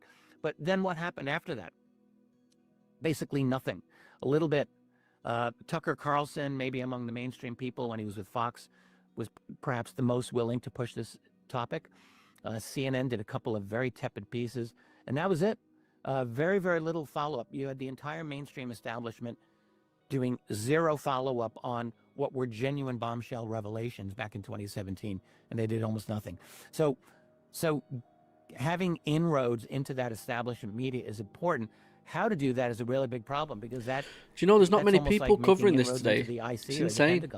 It's very, very closed. Call yourself UAP whistleblowers or UAP researchers. And I mean, honestly, I don't know how the momentum in Congress is going to be for a fourth go at the UAP Disclosure Act.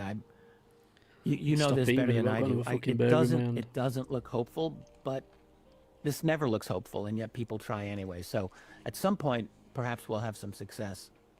The other thing is, and I'll just very quickly, there's always been in any of the previous cycles of disclosure, which we didn't really have time to get into, but the bottom line is that you had public activist support for some kind of change, and you had deep-seated institutional blockage that was just like, we're not going to allow this to happen. And that is no different in this cycle, but the difference is that the level of discourse in this cycle, I will argue, is qualitatively stronger and better than it has been I know in some any of these are previous just cycle. Watchers. And so that I think is the big difference. And too much information has been out there for it to be ridiculed to the same extent it was before the cycle began. So that's a real positive thing, I would say. Yeah, I would agree with that. I think more people's, sort of unreasonable standard switch has been switched to the, to the middle or to off. Sorry, I was eating. In Thank some you. sense, right? So I agree with that. I think too the Dan Farah documentary, Age of Disclosure, that's coming out, where very prominent people in and out of the administration, in and out of government are coming forward, is going to precipitate additional conversations, undoubtedly, with Secretary of State Marco Rubio in the film. The administration is going to have to, answer some questions about, what the state of play is. So that may be something that sort of moves this back into the mainstream. I think there needs to be more of a grassroots political activism on this. In fact, we some idea, and you allude to this sort of a coalition, getting all these different groups and factions to work together is sort of a key part of this. I'm not sure what the goals are. They just asked me to set them up every now and again, so I'll just click on them. Researcher groups did get together to sponsor this UAP petition. Maybe push it out. I'd invite people to kind of look into that. That's petition still active, UAPDA.org. Idea. And so that would essentially document the will of the people, even though, this legislative cycle has ended. Delivering that petition with significant signatures demonstrates this will of the people, which maybe feeds this next phase of grassroots activism, but also perhaps more organized political activism, where we're getting people in Congress through the midterm election and subsequent outterm elections that actually are for government transparency, have some insight into this topic, and maybe ultimately move into leadership and advance this from the Congress end. So you've got, two-pronged approach, maybe. Political activism in Congress and influence of the administration more directly. Thank you, Jack. You I appreciate alluded that. to something else, which I think is a significant factor, and that's money. You mentioned Peter Thiel organizing a conference on this, or not necessarily specifically on UFOs, but there's a lot of a UFO bent to that. And that's the case with a more broadly case. there's more money seemingly interested in this. And I asked myself why. I suspect, I'd like to know your opinion on this, because I think this will be a factor moving forward. It's worth asking to what extent the current disclosure movement since 2017 is influenced by money and the desire. And I can imagine people involved in defense, for example, for years and years, knowing that there is actually a lot of truth to the reality of UAP technology, but they haven't been able in the Bible to does it say anything about it. And I wonder if not after to fear 2017 aliens? there was a tipping point. I've not read the Bible. Some people, I'd be interested to see that part. Have notions about. I've read the Book of working Enoch. with UAP technology, but they can't yet because it's not out enough for them to have access to monetize. And I suspect, and I'm only saying I suspect, I don't really have knowledge of this, that could be a really big motivation behind some of the current disclosure movement. And some people would say, well, their motives aren't pure or whatever, but these are human beings, and human beings are motivated by wanting to make money. And so if there's genuine money opportunities in UAP tech, that is another angle moving forward that's inevitably going to raise its head and be a factor.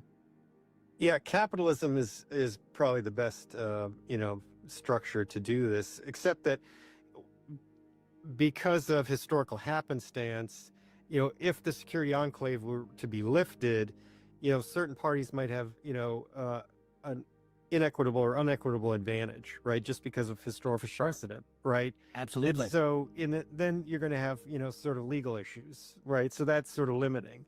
And even if you could resolve those legal issues, which I'm sure can be resolved, you can't just all of a sudden lift the security enclave and hope for the best as people introduce technology of unknown ramification into the market, right? Commodities could go to zero value, the basis of wealth could shift.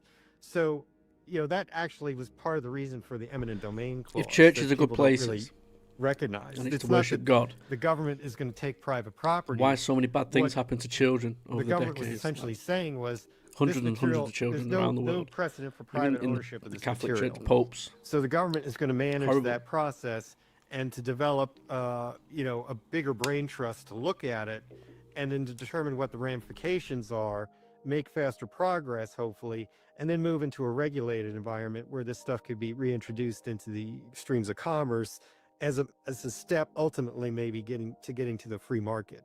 So it's sort of like the beginning of a three-phase plan, because unless and until you do that, you can't remove the security enclave because people will want to monetize it, right? And that will precipitate what's Nana Dabadoo? Is that like Jamaican Woodbine? Ramification, right? As a responsible governing authority, like you're not going to allow that. In other words, you're disrupting the market wildly.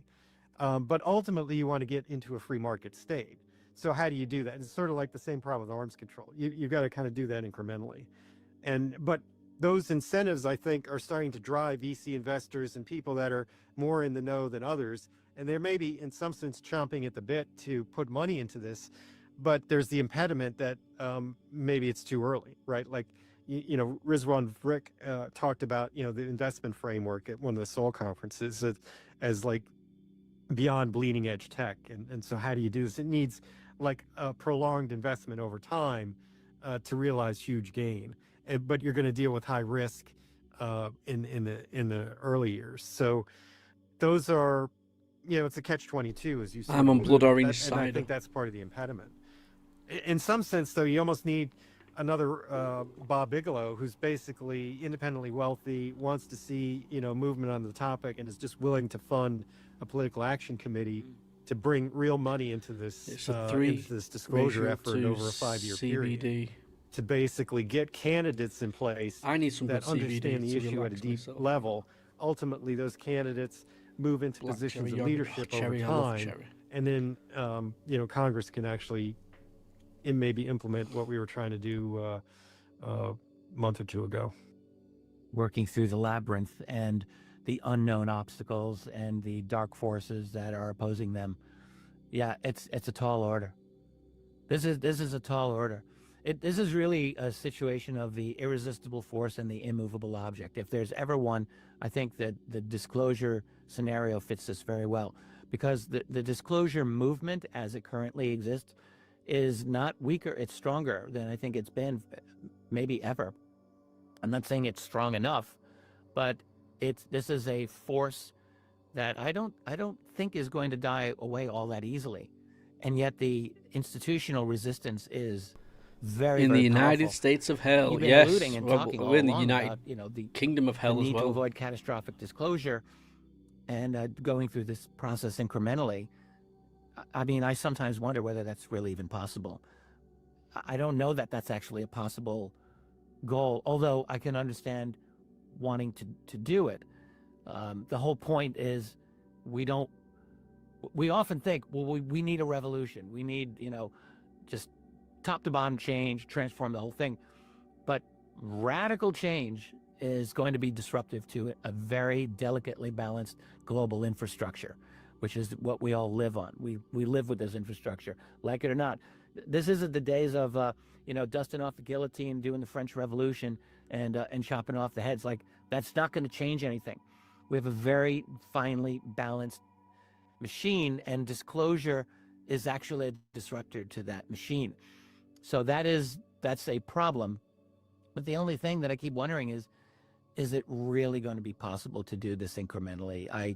I just keep having this feeling, and it's all that it is, that we're going to see some kind of black swan event, something that you and I and no one else is able to predict, and that's going to change this debate somehow. Maybe that won't be the case, but again, we live in such dramatically tumultuous times.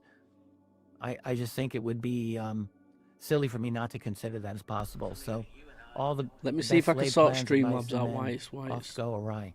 Is that what Robert Burns being wrote? It's a bit, Yeah. We plan and plan and plan, and then boom, something totally different happens.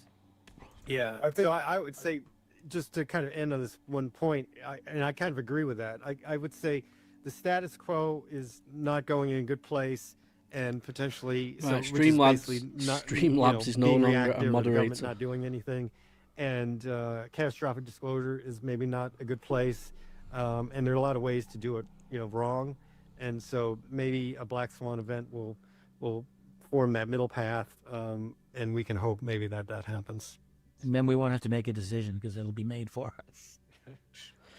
Make sure you've all tapped we've the got to like make ourselves ready button, for opportunity, please. right? That would help. Right. So, anyway, I appreciate this dialogue. This has been great. Did we go over our 30 minutes, Kevin? No, we're good. Oh, why did you get a room? If either of you have packed it in. You won't get a hotel together. Final comment. Lovebirds. If not, then we'll just go ahead and wrap this up. And I think, this has been a really very good back and forth discussion here about, where we're at in this current cycle, whether it's ending, whether it's going to extend, whether it has legs, to continue Thank on. you, Boogie. But I think it's sort of instructive to also think of, the UFO, UAP disclosure movement and sort of liken it to the civil rights movement where, once it really sort of, formed, it took about 10 years between that and the culmination of it with the Civil Rights Act. And I really think that we're in a sort of a situation where, the circumstances are very similar to that. Whether you want to say that the, current movement started in December 2017, or if it really sort of started in, July of 2023 with the Grush testimony and the introduction of the UAP Disclosure Act, till now, we can debate about how many years we're into that, relative 10-year cycle. I'm going to be quiet, mate, because I but want this to it's play out so instructive people also have think of it in got that so much to terms come back that, and watch we're without me somewhere speaking too much. towards So the I will middle speak, or but not as end much. of that 10-year cycle. So it's also important to sort of think about it in that historical context. Yeah, I think that's great. I'll just chat in the comments. Great, Brian. Agreed. Any final comments? I'll go first, and Karl, you can have the last word. I enjoyed having this conversation. It's challenging. It's a challenging conversation because, predicting the future or even seeing the present time in historical context is not always easy to do. And I'm really glad you raised this issue, Karl, about this idea of disclosure cycles and are we at the end of a cycle? I can't say that I know the answer to that, but I'm very glad you raised this question. And simply point out if it is the end of a cycle. I guess we would probably know it's the end of a cycle if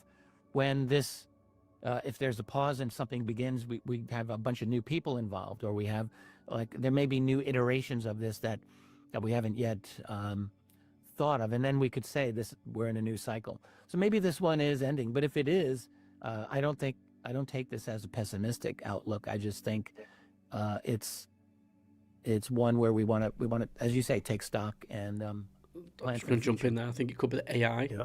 AI Well, is definitely what changes everything. This institutionally, I think we want to get a roadmap of that, if nothing else. Okay, done. Well, and how and where to form coalitions, right, around the sort of witting parties and the willing parties, right?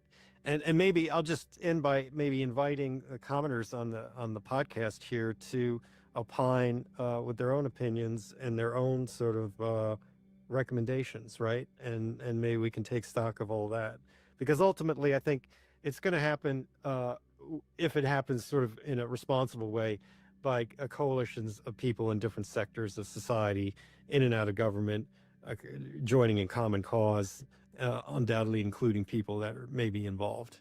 So hopefully we can create circumstances collectively that enable that. Great. I think this is actually a good segue to the next segment of Global Disclosure Day, which will be the live panel, which Richard, you'll be participating in as well. And it's going to sort of continue on naturally from where we're concluding this discussion, which is, the status of disclosure, what does it look like, where it goes from here, and what its implications are. So thank you both to you for your time today and a great discussion, and look forward to seeing you all again soon. Thank you. Thank you. Really appreciate it. Thank you, Kevin. Thank you, Richard. I don't know why that thing doesn't work. Well, I'm sorry, I bougé. Boogie. That was a very interesting discussion. I would like to add one thing. This woman is definitely a Karen. That those of you can us tell she's a who Karen are on a with the New weekend. Paradigm You park in Institute a and the disabled Romero spot or anything Institute like that. Woohoo! would She's going like for you. to add that there is the dimension of faith. We are people of faith. Many, many people now involved in the disclosure movement are people of faith. And we are doing our best to discern guidance. Welcome in, Angela. From the source in the universe of all that is, that we understand to be a source of love and constant creativity. So that's another factor that, in our opinion, is at play. Because this beautiful place, planet Earth, that gestates life constantly, every minute, provides everything any of us need to survive. This planet and humanity are facing existential threats that could destroy all of us and destroy this great experiment here. So, of course, the question of who's this woman, by the way? Kyle, do you know who this is? I have no idea who this woman is. Truth. Because we believe in people. If they have enough information, to make decisions. She's probably a lovely woman. I'm just having a laugh, but I don't know who she is. To create educational programs. And so the truth is the first step. Because disclosure could help us Streamlabs, what are you doing again? Avoid, move above, go beyond. Put you in timeout. The existential threats that we face Streamlabs today. for 10 minutes. I'm happy to introduce Jim Garrison, who is going to moderate the panel. Hi, Jim. Who's going to moderate the panel of experts that are here to talk about how I think if you are an expert in the UFO topic, you have to have white frizzy hair. Or what they know in terms of their knowledge about it. And mine's going white. Jim is a person with tremendous experience as a global convener. Looks like she's ready to pass out some Kool-Aid to lead this discussion. And he will explain to you who the people are and what's going to happen. Thank you so much for being here. Can you use Wondershare program to remove your voice Thank you, from everyone, the for video? this I don't know. opportunity to be part of this extraordinary day. I only talk every now and in the again anyway. global The majority of it calendar. will be I've been empty. sitting I might here just talk in the since in the comments. broadcast began, just marveling at the reality that this is our second Global Disclosure Day. And I want to bring in two aspects that were present at the original Global Disclosure Day on October 20th, 2024, when Bertie Jaworski and Katie Amron came up with the idea, and we began to plan with only 5 weeks to go, that October 20th was that day that had been designated by the original legislation by which the government agencies and the contracting corporations had to turn over all their information about UFOs, as Danny mentioned, since Thank you, January Kyle, 1, so 1945. as always, supporting the channel. Now, we realized that there was an opportunity here. Top researcher as well. In the spirit of Earth Day, to convene an awareness and a gathering around the world to celebrate what I think all of us understand is the most momentous event possibly in all of human history. The awareness that we are not alone. And so Global Disclosure Day has been conceived as an intention to celebrate this extraordinary moment in human history, like Earth Day, which is now just part of the global calendar of events. It is our sincere hope that Global Disclosure Day will become one of those commemorations each year that all of humanity embraces. And while Earth Day was about our relationship to the Earth, Global Disclosure Day is about our relationship to the cosmos. And I think this leads to the second impulse, which I want to bring in because I think the formation of the Citizens for Disclosure groups was really the I can't first see it now. time I can't unsee it. He's got Stephen Gray's mouth. in this historical momentum of disclosure where citizen activism, pressing for disclosure, was initiated and took shape. I think that that is probably the most important single ingredient in the disclosure process. This is way more than just the government, my friends, as important as the government thinks it is, and in fact is in many ways. The people of the world, Citizens for Disclosure, worldwide, is now gaining a momentum that both short-term and long-term will perhaps exert as greater influence on disclosure than anything that has come up to the present. Franny, what's your TikTok name? Is it So it's in that spirit that I would like to initiate this discussion and to invite our panelists. We have quite a few.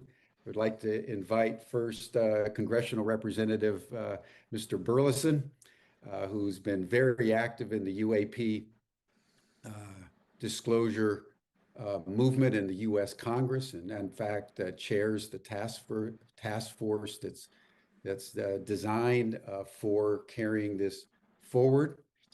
Ross Coulthart, easily the premier journalist in the world from Australia, dealing with matters of unidentified anomalous phenomena and disclosure politics, not only in the United States, but globally. Kirk McConnell, who you saw previously, who has deep experience in the U.S. Congress, particularly on the Senate side through the Armed Services Committee, and deeply involved in the disclosure process from really the beginning after 2017. Richard Dolan, who was just part of the I messaged you, Franny, just to make sure it's delightful you, your account, so I know which one's what. with Karl on Nell, TikTok.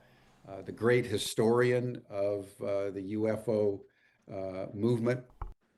Anna Brady-Estevez, who worked for many years with the National Science Foundation. We've got a Nordic alien as well, by the looks of it. Now is the founder and CEO we've got Big Cheese of there now. American Here we Deep go. Tech, and is exploring all things Should be interesting, extraterrestrial in space and many dimensions of what that implies. Well, hold on, Danny you can't use your Sheehan camera will and be drive. back, the president of the New Paradigm Institute, who's been involved actively since the late 70s in this domain, and has gathered a deep experience from the legal and political point of view about these matters. Reed Summers is passionate about allies for humanity, and he has been carrying on with his father Marshall a very specific awareness campaign that has enlightened people around the world.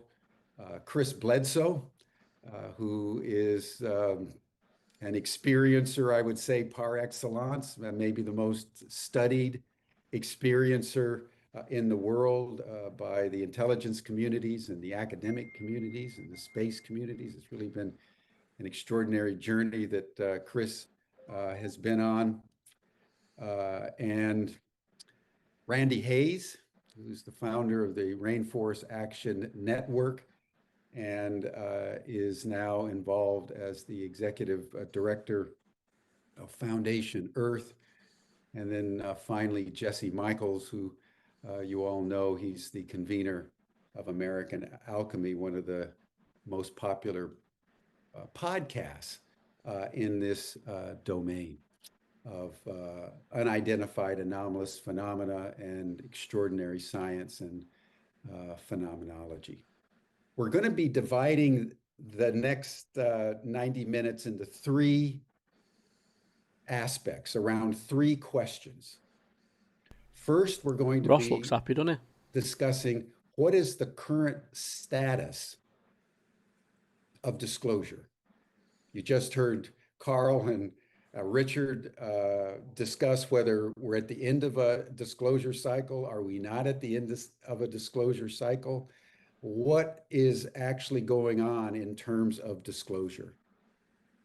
Then secondly, we're going to discuss what would be revealed if disclosure happened. What's been hidden and what needs to come to the light of day. And then thirdly, we want to ponder the deeper question: who are these beings? What's actually going on here as humanity comes into contact with technologically advanced non-human intelligences in an incontrovertible way, around which, as Karl Nell put it the most concisely, there's zero doubt. So let's begin with Eric Burlison on the question of where we're at in terms of disclosure. Congressman, we're delighted that you're with us today. And why don't you start off, and then we're going to have Kirk McConnell comment, and then Danny Sheehan, and then we'll open it up for about 30 minutes or so, and then we'll segue to the next question, and then we'll evolve our way toward the closure. So Eric Burlison, give us an update from the U.S. Congress as to the current state of disclosure. Thank you, everybody. And it's good to see so many friendly faces and people that I've come to know over the last couple of years in this he's fucking driving. He's putting his kids in danger, hole, if you will. I really felt, that it's my job to take this seriously, particularly when we had pilots and other people that were consistently coming forward and expressing concerns. And so to me, I feel like what was lacking is a serious investigation or a serious attempt to actually get to the bottom of it. And so that's kind of what my approach has been. Been heads down on it for the last year or so, and particularly after I saw the first or was part of the first hearing with David Grush. I became aware, just from the private sector coming in to, the way Congress works, became just frustrated with the focus and attention of the people the staff that we were relying on. Yeah, maybe he's being driven, particularly but I drive like that, staff that underhand, were, one-handed. In some cases, we would be in meetings and they Yeah, would maybe he's giggle not driving. and walk out of the room when this topic would come up. And so, it's unfortunate, but became abundantly clear to me that we needed to have staff that A, understood the intelligence community and how to navigate that system, and then B, that actually wanted to, felt the same desire and wanted to get to the bottom of this, that I do, and that others on the committee do as well. And so that's why I had pushed for David Grush, or someone that like him, to be hired. The committee did not accept, the committee staff did not accept that. So I basically bent over backwards to try to figure out how to navigate a way in which to bring him onto my team, and so that we could at least have some level of senior consulting as we investigate this topic. And he has been a tremendous asset to me and everybody else on the committee. And so because he was not hired by the committee staff and hired by me, he has to consult me. He's not allowed to be basically an extra employee for the committee. So that's how we've kind of had to navigate that, but I think it's been very productive. I felt like in our journey, where we're at is we had the last hearing. I think that most of the people that are going to come forward have come forward at this point. We've shaken the tree, brought forward a lot of the people that are willing to talk, and I think it's abundantly clear, and I said this in the hearing, that it's now time for action. So, which is why I aggressively was pursuing trying to get the UAP, the UAP Disclosure Act onto the National Defense Authorization Act. Unfortunately, and the reason why I was angry at that hearing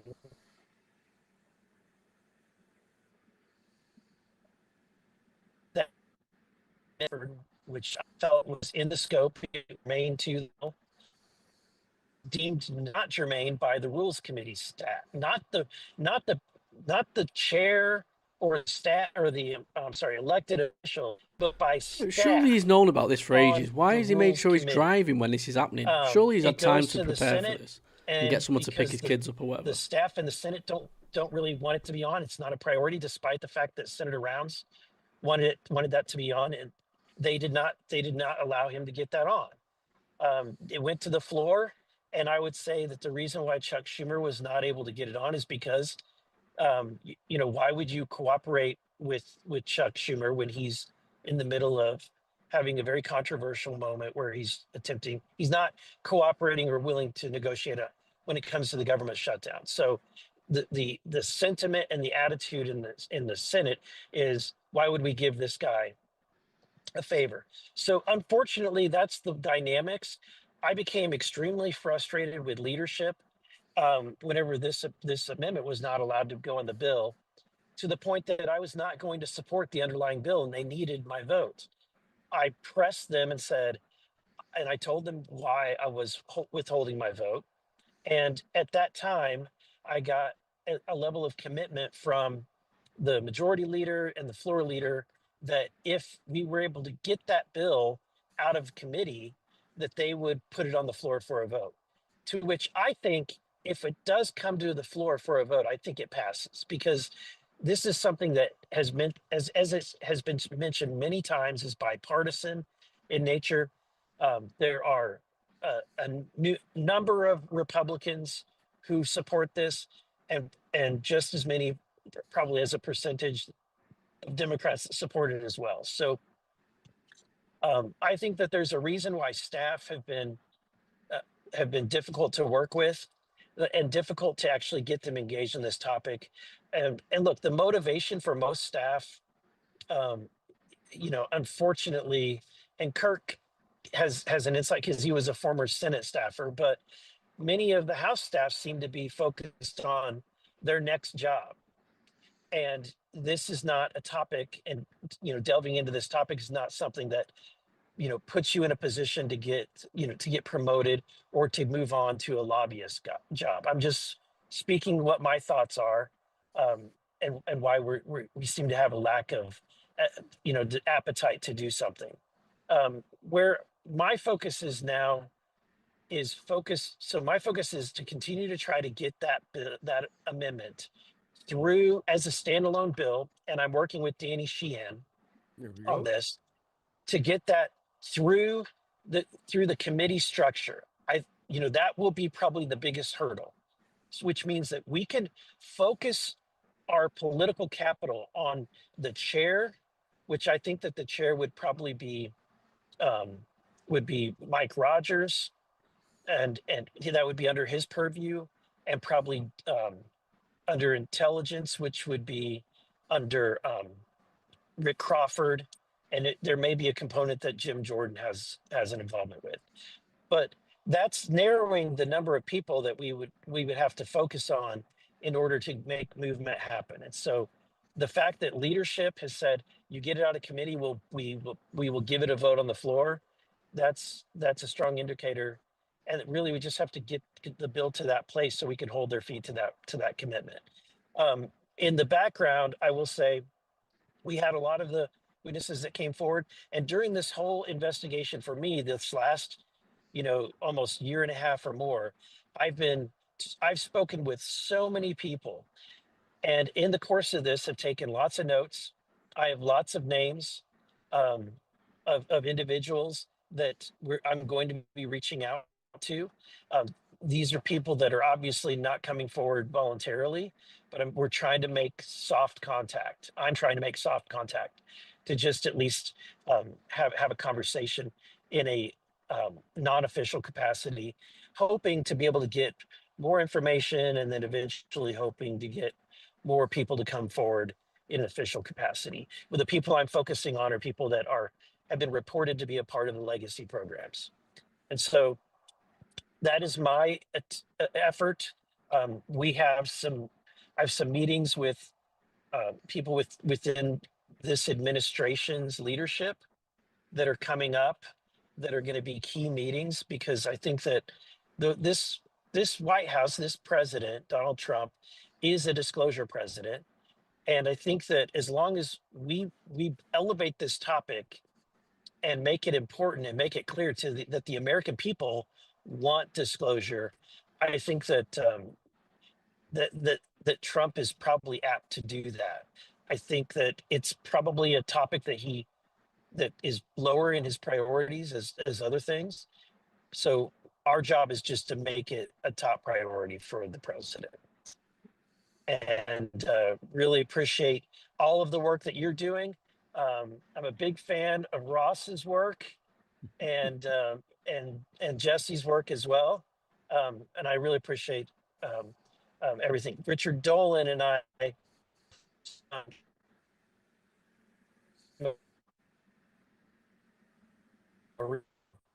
and so it's always good to hear Sheehan over the last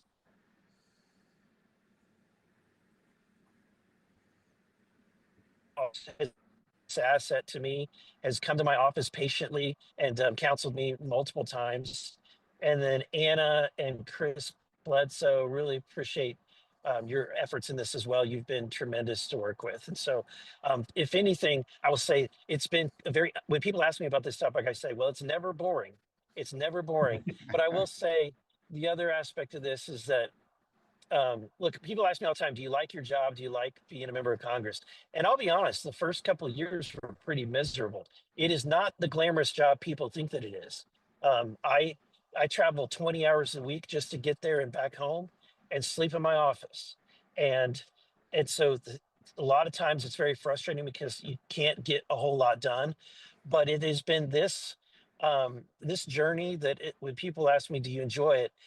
When I hear that, I think about this topic, and yes, I am enjoying it. And most of that enjoyment has been getting to know many of you within the UAP or UFO community. And so with that, I will yield to the rest of the group. Thank you, Congressman. It's so delightful to hear what you're saying and to know that we have a real ally with you in Congress. So thank you so much. I think we'll turn quickly to Kirk on the Senate side to get his assessment of what Congressman Burlison was just updating us about on the House side. And then Danny, will turn to you for your comment on the legislation that you're working with Burlison's office to get through the committee. Kirk? Yes, thanks. First, let me say that I'm greatly encouraged by Mr. Burlison's comments. He's a politician. He has a way better sense of having his finger on the pulse of the Congress and the nation than I do. I will also say that I respectfully don't agree with my friend Karl Nell. I don't think that we have to be so discouraged by the defeat of the UAPDA for the third time. I think there's a lot of reasons for hope that this issue is not going to be in a significant down cycle, and that's what I certainly hope. As we've seen from Mr. Burlison, there is certainly a lot of energy in the House among members of the Oversight Committee, and that in itself is encouraging. I hope that that what I'm about to say is not true, but I think it might be, and I definitely feel that this is maybe the case in the Senate. That we maybe have a problem that there's not been quite enough of what members in the Senate would say are firsthand sources with direct involvement in the legacy program. If looking back on history, my sense is that Congress undertakes these really historically important investigations when it is broadly clear that there's there that and they know kind of what the outcome is at least in its broad strokes. You think about Watergate, the Church Pike committees, Iran-Contra. All of these are examples where Congress was finally moved to not take no for an answer and to just go full speed and full depth into exhaustive investigations when they knew that it had to be done and that there was a pony at the end. There was something very significant at the end of the process. So I have been getting this feedback as well from folks I worked with in the Senate that there needs to be more firsthand witnesses. And how do you encourage that? I think we also hear that there's quite a number of other people out there that could come forward. Their concern, though, is, as we've seen, they feel that there's not by any means sufficient whistleblower protections, and that despite the existence of protections in the law on paper, that really doesn't get at the problem. And that they're fearful of losing their careers, their security clearances, which translates into their careers, and that they're going to suffer immense legal expenses and perhaps legal jeopardy. So I think whistleblower protection is extremely important. That said, it's really hard to get whistleblower protections passed in Congress.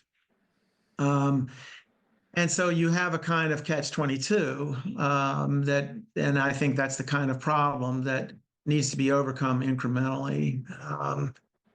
So I also would say that it's obvious that Congress is heavily influenced by public opinion, of course, and it's really important to keep up the pressure. But that in turn, the public is motivated by what they see in the news and what they hear about from experts, and therefore, that's another dependency here. But on that score, one of our panelists here, Dr. Anna Brady-Estevez, I loved when she, with a bright smile on her face, has said repeatedly that in a sense, disclosure has already happened or is certainly happening. A significant fraction of the population believes that we are being visited by non-human intelligence, and that this belief is only likely to grow. The scientific community is much more friendly to this issue than in the past. I would also say that the UAP or NHI itself gets a vote here, and they drive a lot of this. How much interaction are they going to? How much are they going to expose what they're doing and what they're doing here?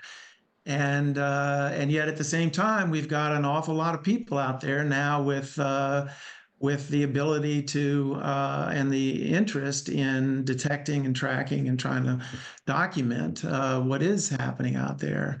You think about efforts like the Galileo Project, Gary Nolan at Saul and Stanford, Beatriz Villarreal and the astrophysics community, and many others are tracking fundamental aspects of this problem. She's got a bit of a Nordic look, and on the a right. number of scientists and engineers working on new physics concepts to explain UAP characteristics and behavior is unprecedented. You think about Skywatcher as another example of a private initiative. There's also the experiencer community, the people who have had actual direct interactions, and certainly a large number of folks who report abduction experiences, on the right-hand side, you see it? who retain the ability to communicate with NHI. This can be used and is very likely to be used or exploited to gain insight into physics and intentions, and so forth. So I'm actually on the optimistic side. I think with work and perseverance of groups like this, saying that it's probably like 6:30 in the morning where Ross is, we can so he's continue probably to tired. amp up the interest and the pressure on the part of the American people, and that will translate into action by the government. I'll stop there. Thank you so much. Danny Sheehan, give us an update on what you and Congressman Burlison are preparing for the committee, because it strikes me at least that this may be our one way through for this year, if we can pull it off. So give us an update on the actual work that's being done. Well, this is great. Because I wasn't sure I was going to be able to talk about this today, but that the congressman has informed you that Congressman Burlison has resolved that he is going to be willing to place a standalone bill into the House of Representatives. This is extraordinarily important because it provides a focus for all of the citizens around the country to focus on a particular objective, to get this particular statute through the committees that it has to go through in the House in order to get onto the floor of the House. This is extraordinarily important. That's the first thing that I want to chat about a bit. The second thing I want to point out in response to what Kirk, what you've been saying, is that the reality is that our institute, the Romero Institute, that is the sponsor for the New Paradigm Institute, was directly involved in both the Watergate exposures and the Iran-Contra exposures. The fact is that you're talking about wanting to make sure that there was a there there, that the Congress was reluctant to move until it knew that there was a there there. The there there that got put forth in the Watergate case, of course, was the testimony of James McCord. James McCord was one of the Watergate burglars who provided the letter to Judge Sirica, laying out in detail the names of all the people involved and how it led directly to the president at that time. That's what triggered the whole kind of downslide, which of course was then assisted by the access to the Watergate tapes. And it turns out that I was actually in the law firm of F. Lee Bailey that represented James McCord, that actually helped get him to write the letter to Judge Sirica to force Congress to have to come to grips with the fact that there is a there there. Now, the same thing is true with the Iran-Contra case. In the Iran-Contra case, the Congress and both the Senate and the House were doing everything in the world they could to try to avoid coming to grips with the fact that everybody in town knew that the Reagan-Bush administration were supplying military equipment to the Contras in complete violation of the Boland Amendment. But it was our institute that in fact got the witnesses and started to assemble them and bring them under oath in a major lawsuit under the Federal Criminal Racketeering Act to confront Congress with the fact that this was true. And we in fact met with members of the House, met with Tip O'Neill directly, personally, and then met with the people over on the Senate side to get a special select committee appointed, which was headed up by John Kerry. Welcoming Boogie as and well. started delivering New all of member that today, information, hand which delivering that means information all the members to Jack can be seen Blum, on the who was profile his page. major investigator, to the point where they couldn't avoid it anymore. Okay, that's what we have to do here. And Kirk is giving us that advice directly as a 24-year senior staff member in the House Armed Services Committee, saying, look, this is the kind of thing that you need to do. And we know, for example, that Jay Stratton, who was the head of the Advanced Weapons Special Access Program in the United States Pentagon, has in fact now publicly stated in a documentary that is getting ready to be released. The documentary that Dan Hara has produced called Age of Disclosure, Jay Stratton there says directly that he has personally been in the presence of an acknowledged non-human origin extraterrestrial spacecraft and the beings, the non-human beings that were recovered from a spacecraft. He has said that now, okay? And the United States Senate now knows that he's going to say that. And so that what we've got to do is get the United States Senate or the House of Representatives under Congressman Burlison in that task force of the House Oversight Committee to get Jay Stratton to come in under oath and make that statement directly to Congress. And we have the bill that Congressman Burlison is going to be introducing. We've been asked directly, our New Paradigm Institute, to work on the actual content of that bill.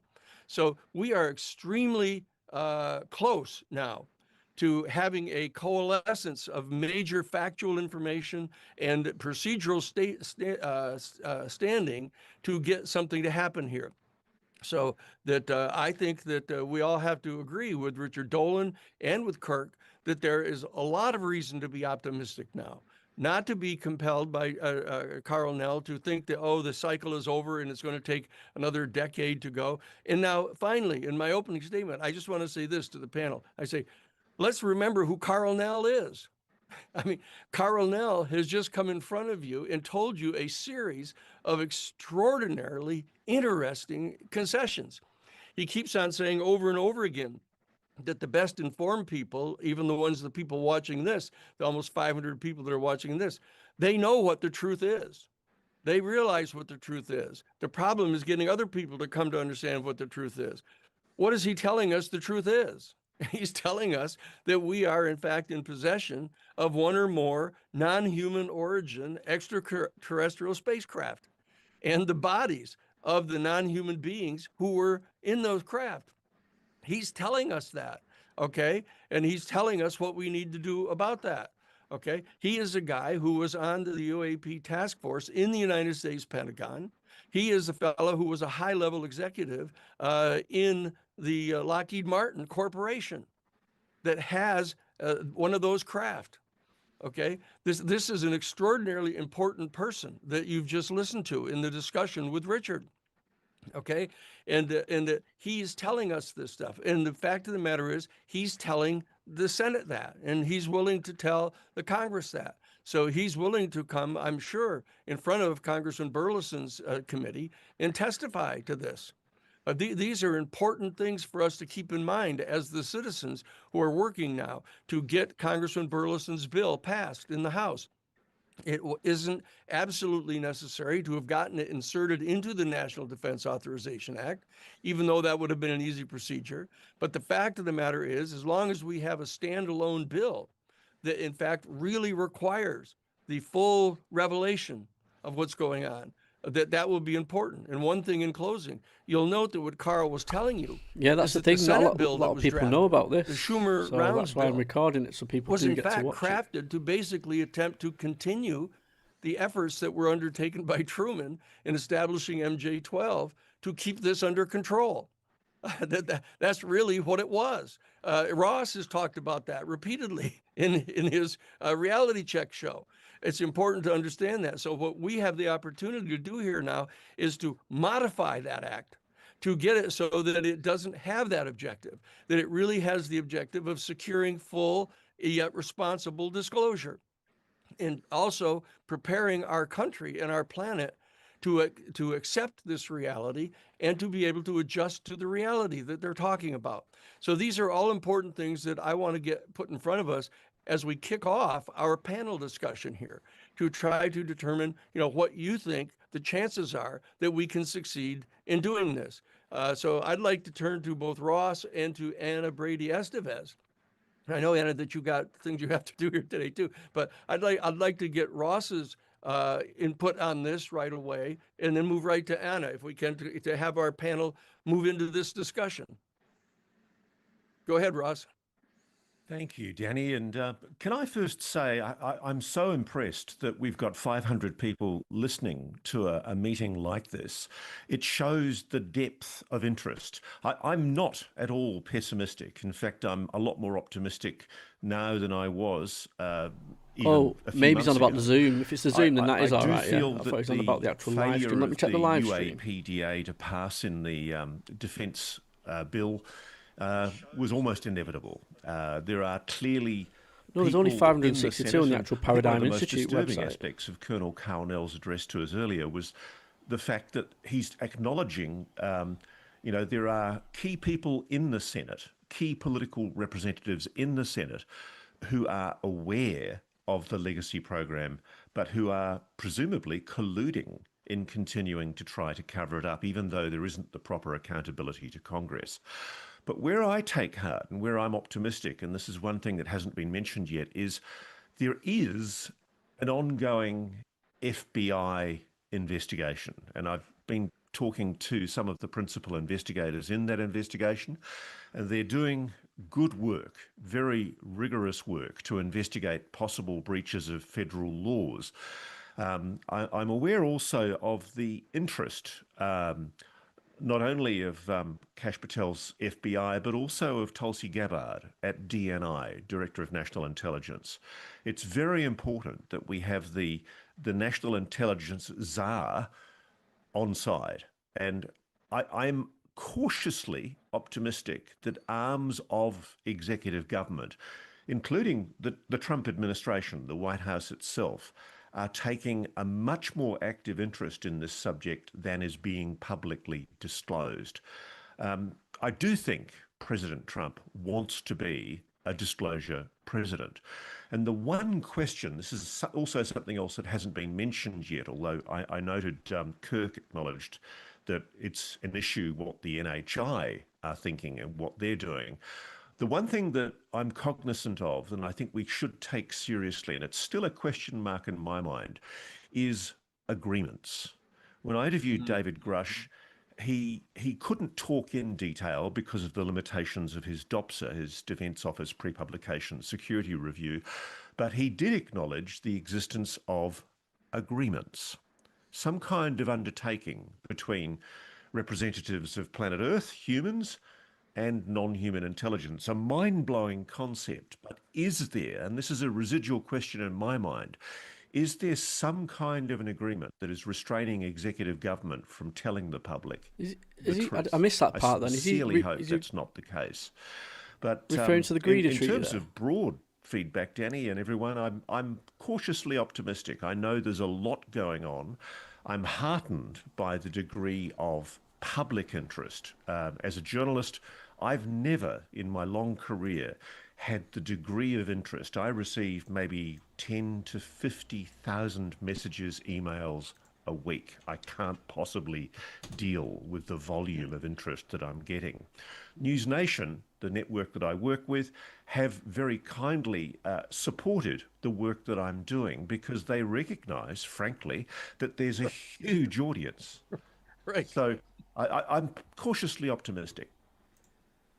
Great. Good. Thank you. Let me focus the conversation, and thank you, Danny, because I think we need to broaden it now to what will be revealed when disclosure happens. Because I think that's really what's up. The machinations of the government are one thing. The growing momentum of the people's activism is another thing.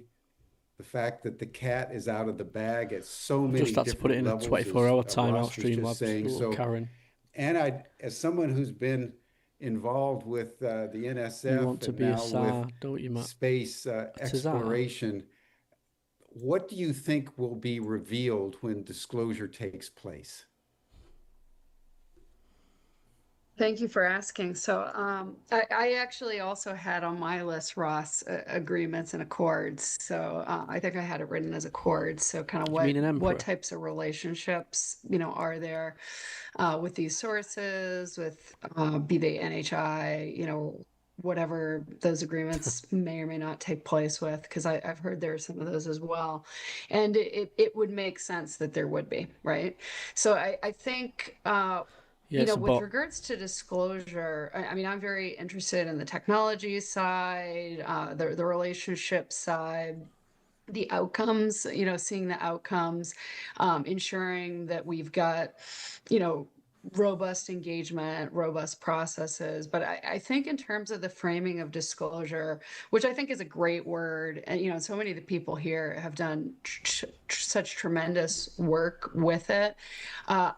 When I think of disclosure, it's so, and here this has been happening. It's kind of this release of a secret is the way the word disclosure sounds to me, as opposed to an ongoing stream of information and visibility and transparency that so many of us want. So I would say that everybody's done an amazing job at those early stages of, as we said, this isn't a secret. It's not an open secret. It's very much out there. And to be frank, as I've said before, I'm very, very interested in this. I mean, when I was in government, so I was a program director at the National Science Foundation, leading a number of portfolios, including energy, digital assets with some AI, and the third largest space portfolio nationally. I'm sure he's stoned in the top bottom right. I saw that there was just an opportunity to have so many meetings on this. So I actually had well over 100 meetings, and conversations on this while in my government role. I was very much, some of those we made public. So I was astounded at, Ross, just like you're saying, the level of enthusiasm. I mean, it was the highest level of enthusiasm as well in government with the innovators, the people responsible for innovation. We actually had, we called it Space Disruptors Day, and we co-chaired a meeting with leaders out of NASA, Space Force, Air Force, DOE, DHHS, NSF and SBA. So I would just say the National Science Foundation was so forward on this. The people that I worked with at SBA were tremendously forward. So just the enthusiasm, and I would say, I would just mark the contrast of, in any field of technology, and this goes for in the government, it also goes in the private sector, there are things that are commercially, you sign NDAs and then you can't talk about them, right? I mean, this movie that's being brought up, The Age of Disclosure, which everybody loves, I was invited to it at a conference that I didn't go to. It actually hasn't been disclosed because people weren't allowed to talk about it. So here you have something that, you know, I hope that comes out immediately. I've heard it's amazing, but when you get 30 or 40 of the top people to speak and then they can't be heard what they said for 3 years, that's, you know, even like commercial projects that people love, that doesn't achieve disclosure. So there's both. Should we have a fun little guessing game while we're listening to this? And then from a Ask you a defense fun little random standpoint, question. there are constraints, and that's on terrestrially, let's call them much more mundane technologies. There are many people who have not signed such non-disclosures. They do not rely on security clearances to do their work. You know, so I think that those who have served their country, you know, in many of these programs and in their very tremendous capacities, you know, we'd love to hear more about that, but there are a lot of people who have experience or openness who are not subject. Which one of these people on the panel do you reckon absolutely packing a schlong? That's a tremendous opportunity. We were blown away. I reckon it's by Bledsoe. the level of interest of scientists, and I think that we very much turned the corner where it's become, in terms of the highly innovative fields, it is seen as it would be an awkward behavior to try to pretend you know something where there's opportunity for the unknown. So people are trending that it's actually safer to be open-minded as opposed which one of these to, panelists you know, state you're closed-minded do you think is on packing? something that, how would one ever assert that there's not I want life to say Chris off Bledsoe is planet? packing I a mean, 12 there's inch or life something. everywhere we look here. I do think, however, that this is, I believe we're in the age of discernment, you know, and I really appreciate that Sarah, and action. So I really appreciate that Sarah spoke so well in terms of the age of discernment. And, you know, when I think about what the government and the private sector, the middle guy, has done, you The know, one what they speaking, haven't yeah. done. I also bet think she's about packing. how has the phenomenon presented itself, you know, and I know regards Chris from has Slovenia. seen Welcome this in. on such an ongoing basis. I've seen quite a lot of it myself and spoken with many people who have seen a lot of it, or you know, individual interesting situations. And from the pattern recognition as a scientist, what I see is the way it presents is highly variable, but it is Imagine what she's often saying not now. She's referring to a overbearing. penis. So, it makes everything you know, I sound guess what I funnier. would say Okay. is there's that, when something's disclosed, then there's the opportunity to decide how much do you want to participate and is it meaningful to you? So I think that discernment of what is this? What do you do with this? And there's plenty of misinformation as well. I think scientists and investors are very well prepared to deal with misinformation because that's very common in markets, in all competition. And scientists and investors, we need to be ready to be right, but we need to be ready to be wrong as well. So this standard of needing to know exactly what it is, we never have that in any field of technology. We never have that in forward-looking investments. So I think in terms of lowering the bar for information sharing, because the more we share observations, No, there is another option as well. You the know, there more is that me. We're going to see. I have heard that, and it does very much appear that some of these observations are kind of like a technological show and tell of maybe you want to pay attention to this, maybe you want to reverse engineer this. That's a very normal thing for a scientist or an engineer to do. So I do think there's tremendous opportunity really to just build off a broad body of experience. So I'd like to see, you know, what is meaningful for people. So some examples. We talk about Anna, I think we've got yeah. a limited time here. I really appreciate it. But what we're polite way trying of to saying focus shut on the here, fuck up. what it is that people think is going to be revealed if there's disclosure. What is that that's going to happen? So you might ask, Kirk, in your activities inside the Senate Armed Services Committee and in dialogue with the Intelligence Committee over on the Senate side.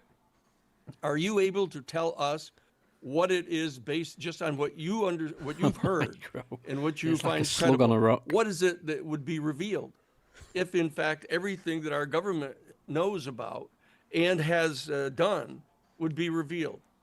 What is your judgment about what is there? You're on mute. We got it. So I hope it's useful products, Danny. I would like useful products that improve our lives and solutions. Yes, I do appreciate that. Yeah, Danny, I'm just going to say that I don't know. It's so what have difficult. they told you? What have the witnesses said? What have the witnesses said that there's like almost 40 people that have come in and talked to the Senate Intelligence Committee and taken depositions? That what is it you're able to tell us they have said would be revealed? Well, it depends on It's the nature of our reality. on who you want to believe, but they, according to some, they would be willing to tell us about the nature of the NHI, the multiple species of non-human intelligence that are known. They would be able to explain the physics, at least to some extent, because of they've had multiple crashes and crash retrievals and reverse engineering activities. But how far that extends, like how successful has reverse engineering activities been?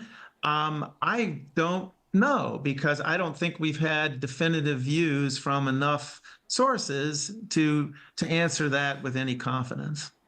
All right. Well, that's helpful. That's getting us in the right direction here. Richard. Danny? Yeah, I hope it's not inappropriate if I just jump in very quickly. No, yeah, go ahead, tell us. It's an interesting question, what would be revealed, but I would rather personally ask what can be revealed. And I say this because we're dealing with a phenomenon that has many, many, many layers of truth. Drop it in the comments what you think it is. I think the biggest secret is the nature of our reality. That's what they highly unusual. We're going to find out we've been lying about. UAP that can zigzag or instantly accelerate. We know, okay, that's very bizarre. That's got unusual physics, but there's obviously a lot behind it. There's an infrastructure behind that.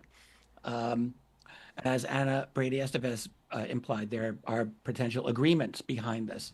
So there's a lot that can be revealed, and there's a lot of red lines of disclosure. So I'll just offer a few red lines that could be revealed.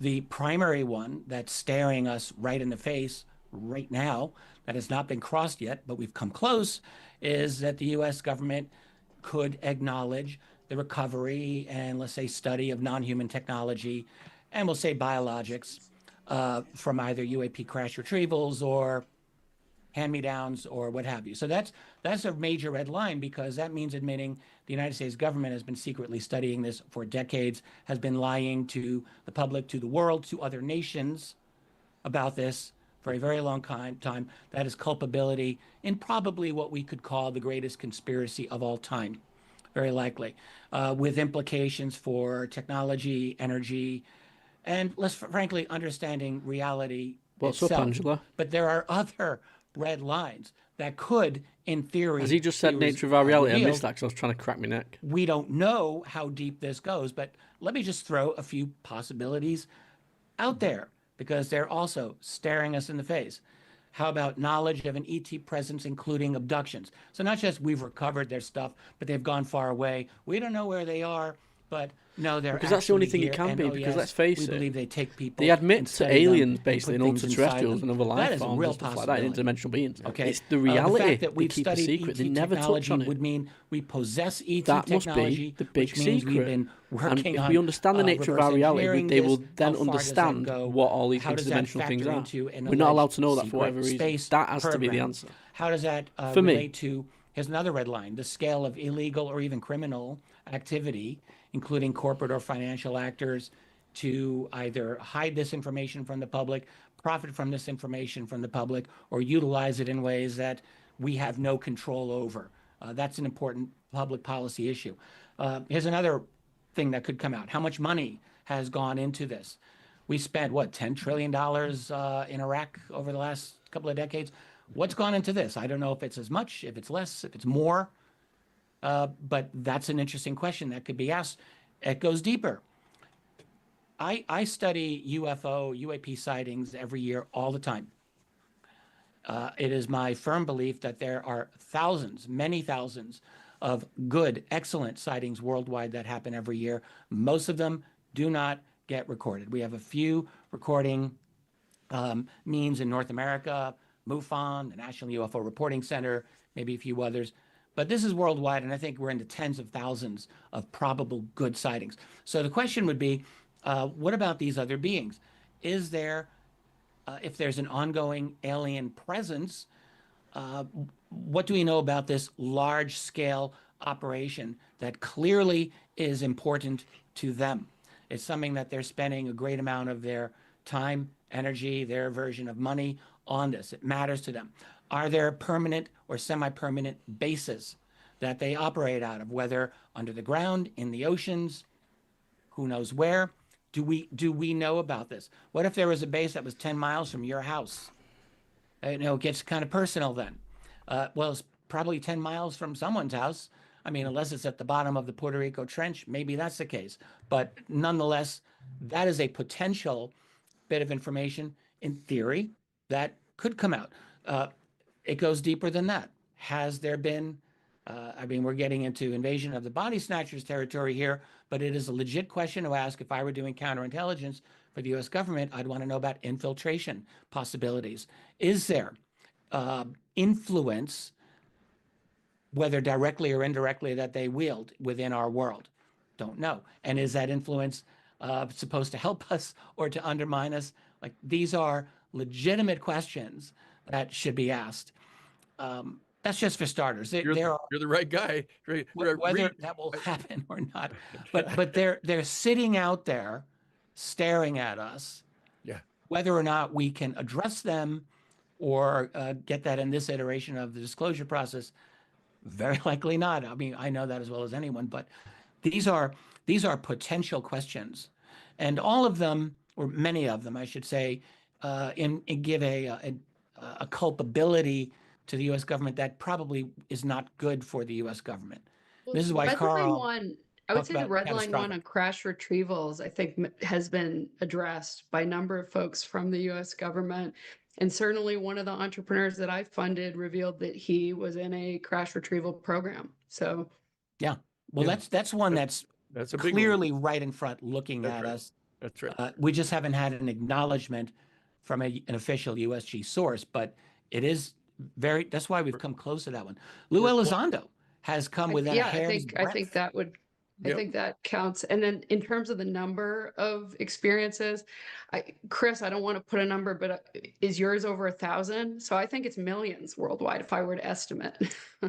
I've seen some estimates of millions. Let's move quickly to Reed. I saw your hand go up quickly, Reed. And then we'll go over to Chris to get. Before Reed, may I extraordinary mention one more thing? I'm Yes. sorry, and then I'm out. No, you're good. Stay here with us. I'll just say one thing that I was hoping could practically come out. There's been a lot of talk now about the OSAP relationship of OSAP to Lockheed Martin and the CIA. And the name Glenn Gaffney has come up many times in his relationship of this. So it seems pretty evident that OSAP was probably founded not to study UFOs or anything like this, but to facilitate a transfer of UAP tech from Lockheed Martin to Robert Bigelow. And that this was stopped not once but twice by the CIA, by an officer named Glenn Gaffney. Now, to me, this is an obvious hearing with subpoenas that is begging to be asked for, including Glenn Gaffney, including I'd Robert look good in Bigelow, that panel. including Lou If they added me Elizondo, now to who that knows about panel, this, and I'd I would fit even say right Mike in there. Gold, who worked Give better information, I reckon, as in well. this realm. He was a hearing witness over a year ago. These are people who seem to know about this, and we're talking major implications here that ought to be discussed publicly in much more detail with actual facts. This is an explosive topic, again, that's just sitting right in front of us. This is low-hanging fruit. Thanks. Great. All right, Reed, and then Chris. Yep, thank you all. Just want to acknowledge this is a definitely a forward-leaning conversation in the discourse, and I appreciate the willingness to center some controversy, not just on on human factors, but what I would call non-human factors, NH factors, which are, I would say, certainly at play here. The government, in my view, has a lot, but not all. And the NHI presence might have predominantly engaged with citizens. And that's why we need the testimonial record as one of the pillars of the evidential basis for assessing the intent of the phenomenon. If we expect the government has it all, I think they have a lot. They could blow it open, but they can't necessarily provide a truly clear picture. After all, we're talking about one government, the US government. What about the Chinese government, the Russian government, the Brazilian government, et cetera? And so when we expand our kind of lens on this from just this highly focalized, very fixated desire to get USG confirmation of UAP existence, NHI existence, maybe expand that to the defense community, the military agencies. We need to expand it even further. And I would say here there's really 4 layers to disclosure. There's citizen disclosure, which is underneath government, and that's what citizens know based on firsthand experiences of the phenomenon and physical NHI initiated encounters with the phenomenon. So that to me, that's the bottom of the pyramid. That's what provides the greatest basis for assessment, because now you're understanding where the phenomenon has penetrated the world most deeply and made its most intimate form of contact with the human species in the form of these direct physical encounters. Above that is government, ours and others, but above that even is NHI disclosure, the potential that those NHI present in the Earth system could undertake an act of a declaration of presence at any time with any degree of accuracy or deception present. And then in addition, an exopolitical potential form of disclosure where non-human intelligence that is not physically here could send either a technological signal, a communique, a craft inbound to the Earth, and could shape human perception either accurately or deceptively. So I think the contents of disclosure, we need to expand out of just what the USG has and what it has done to account for the whole picture. Right now, Chris, you were one of the people here unique to our particular gathering here today, who has direct communication with some of the non-human entities, and could tell us what you think first. What the United States government, you've had very intimate contact with some very high-level people in the government, perhaps not unique to this panel, because I know that, for example, Ross, I know that you have excellent sources, and I know, Richard, that you've had lots of conversations off the record with people, and I know, of course, Kirk, you've been inside some of these discussions. But what is it that you believe from what your contact you've had with some of the high-level US government officials? Danny, I'm sorry. I thought I was the moderator. I'm sorry. I just saw Chris sitting up there looking like he needed this. Go ahead. You got it, Jimmy. I'm sorry, guys. I was asked to be the moderator. Yes, and it's oh, you little Karen. I'm sorry. I'm sorry. Look at him, just because they both got curly hairs, having a curly hair off, this, aren't they? even though Danny's a very close friend of mine. Okay. But I just want to regain control, and thank you, Danny. And I'd like to bring us to the final question, and that is that what's really going on? Richard has talked about many of the things that could be revealed. Ross Reed has talked about the various categories of disclosure. Ross brought up that there may be an agreement between the government and the NHI not to disclose. So we're in a very complicated situation. And the question that we need to ponder in the next 20 minutes before we close, and I'd like Chris to start, and then I'd like to turn to Randy. Chris, what do you believe is actually going on? I mean, as you experience this phenomenon probably more intimately, then certainly anyone on this panel, from the inside out, as it were, what in your judgment is actually going on? Well, that's a big question, Jim. I think there's multiple layers of things based on my research with government and scientists and almost 20 years of doing this. I think there's levels of it, layers. But I focus more, Anna was saying earlier about having, just this week, it's been clear for 3 nights. I took my big camera out and I've downloaded 81 videos in 3 evenings Today, I did it just before this. So I have 81 high-def videos. Just spending 3 hours this week under the stars. So I have personally seen 19 years ago, will be January the 8th, to be 19 years ago this happened. The amount of activity is going off the charts. And I called Richard about 5 years ago, or 6 years ago in 2019. Had something come out of the sky and say, we're going to start revealing ourselves to the public. Well, 5 years ago, nobody was filming this stuff. I mean, it was rare, right? You get a few videos. Well, now everybody's filming it. So it's doing just what it said it was going to do. Thanks for dropping by, Doris. Reveal itself. And it's just making itself known to the world right now. And I'm very optimistic that it's going to change our consciousness. And I'm not so sure, did a spacecraft exist before we thought about it? I don't know that. I don't want to label any of this stuff. I stay very careful not to. I know how it interacts with me. But I think it's going to make itself known in a bigger way year after year until everybody knows it. And if the government doesn't give us any of their technological stuff, I don't blame them, because it's classified, and we don't want others getting their hands on it. So that's just my thought about it. But consciousness, it's raising our consciousness. It's changing. This thing's hooked to my thoughts. It knows our thoughts. It knows what you're going to do before you do it. You've seen it with me, Jim, a number of times. Anna too. And anybody can.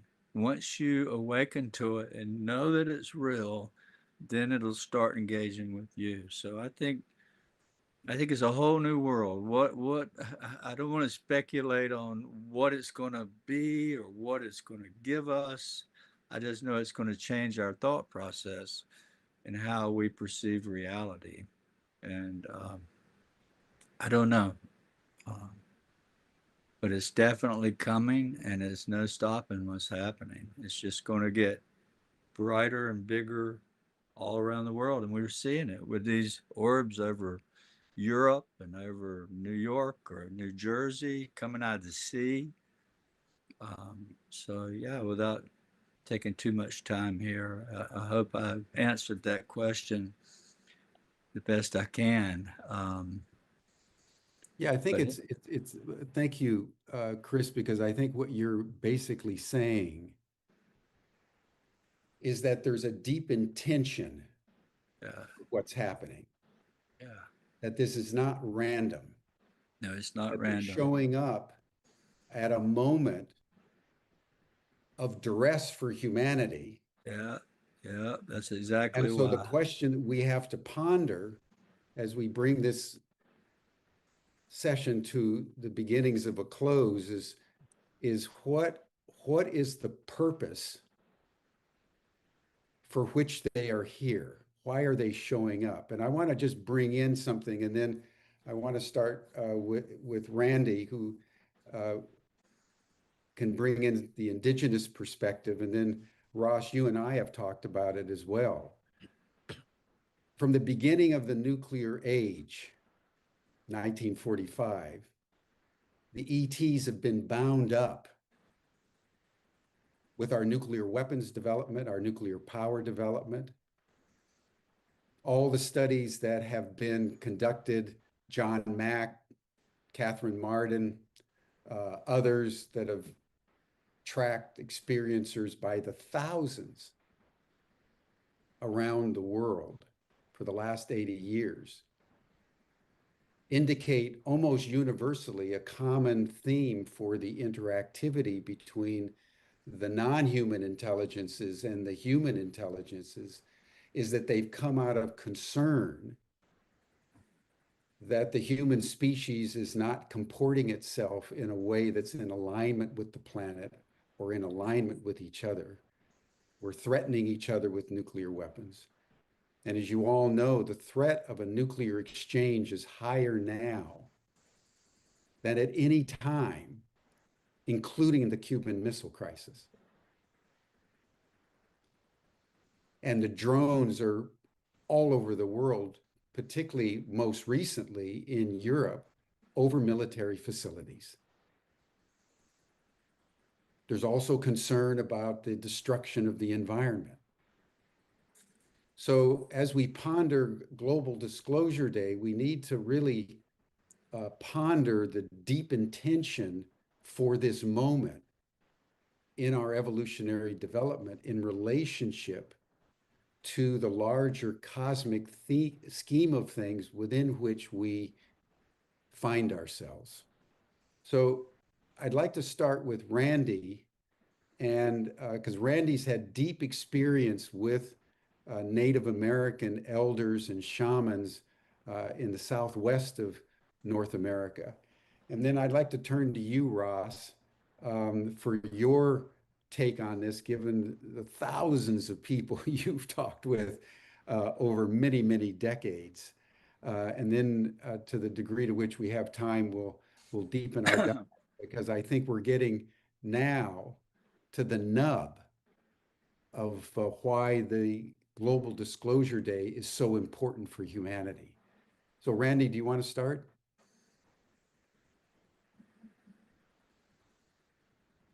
You're on mute. Is it?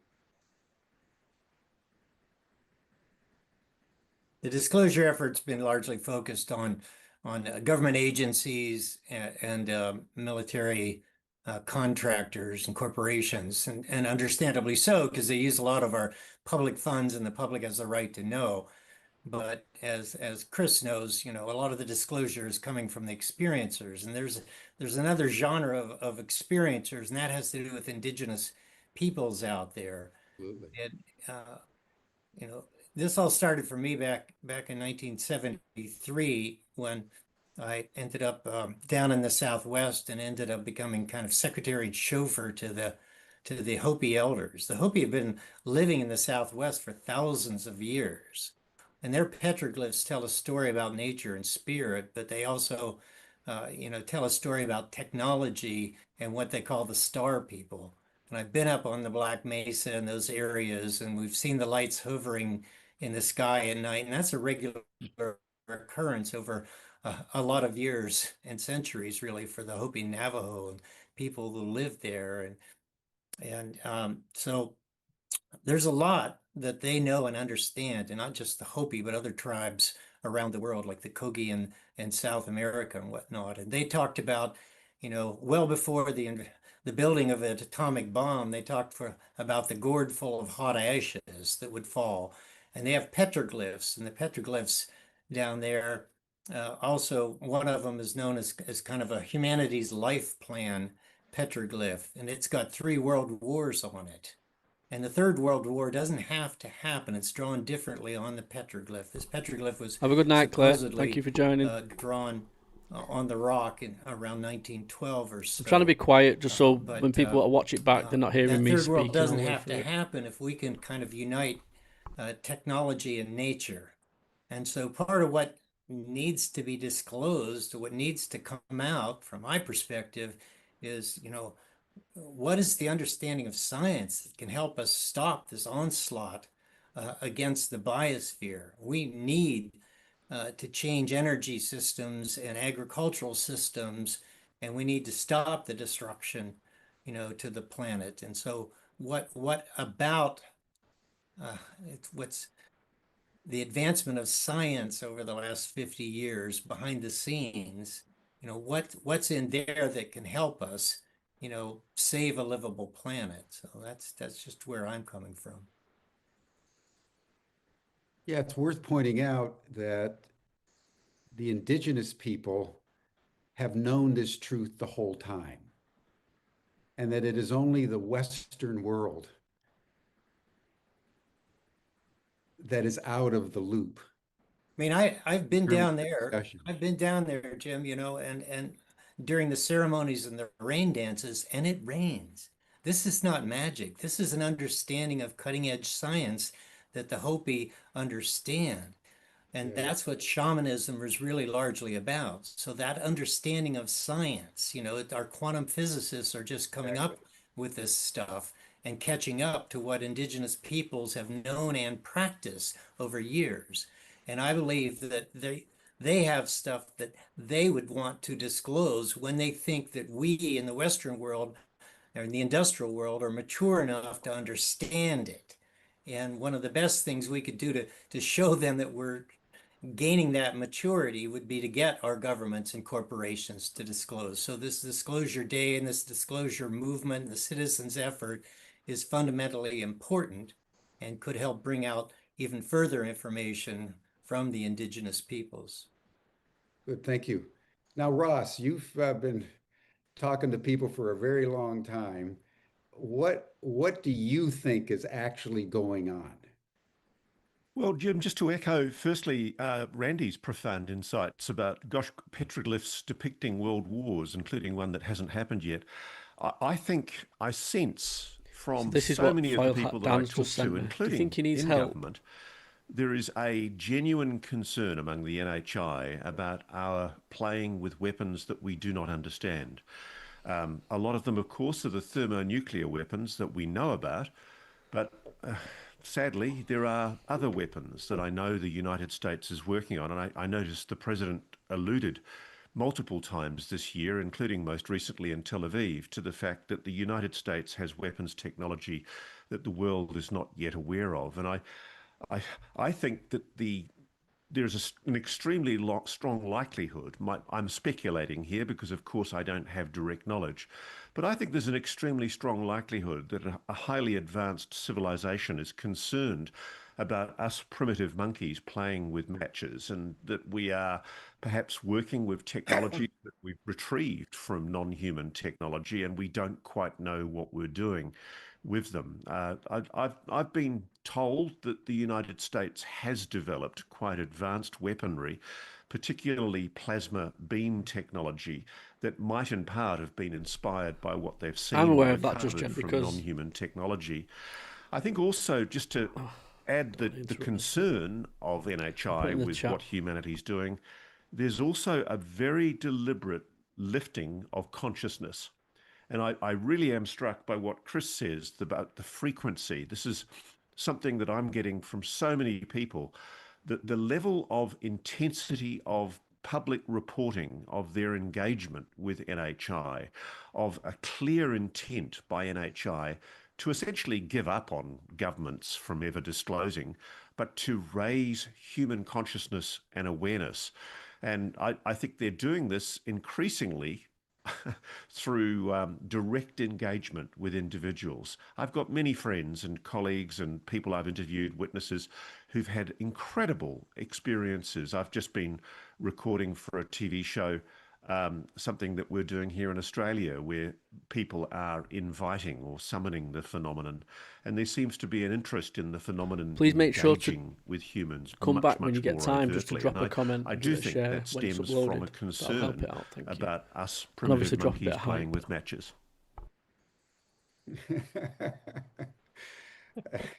Us primitive monkeys playing with matches.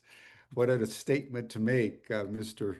Coulthart, in 2025, when we think we're so advanced and we're so sophisticated and we don't even know what we don't know.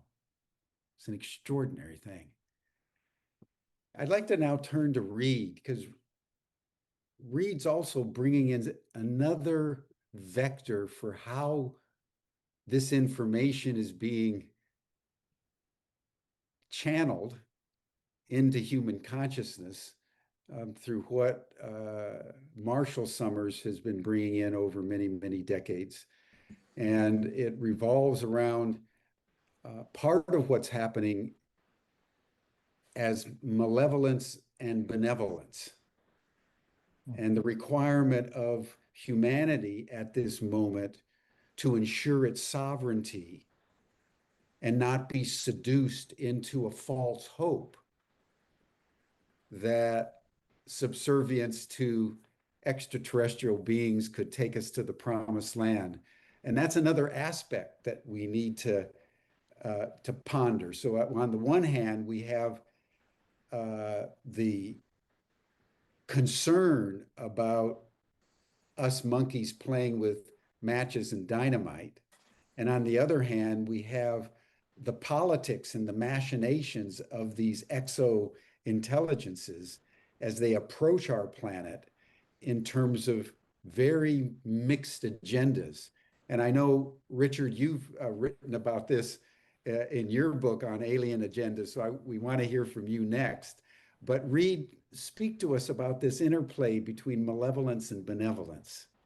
Sure. Well, and you described, Jim, the first part of my life in which I was focused primarily on supporting my father, Marshall, who had direct encounters with NHI, communications with NHI, and my family felt the full force and impact of what that was like, as well as what comes with it, which is what might be called the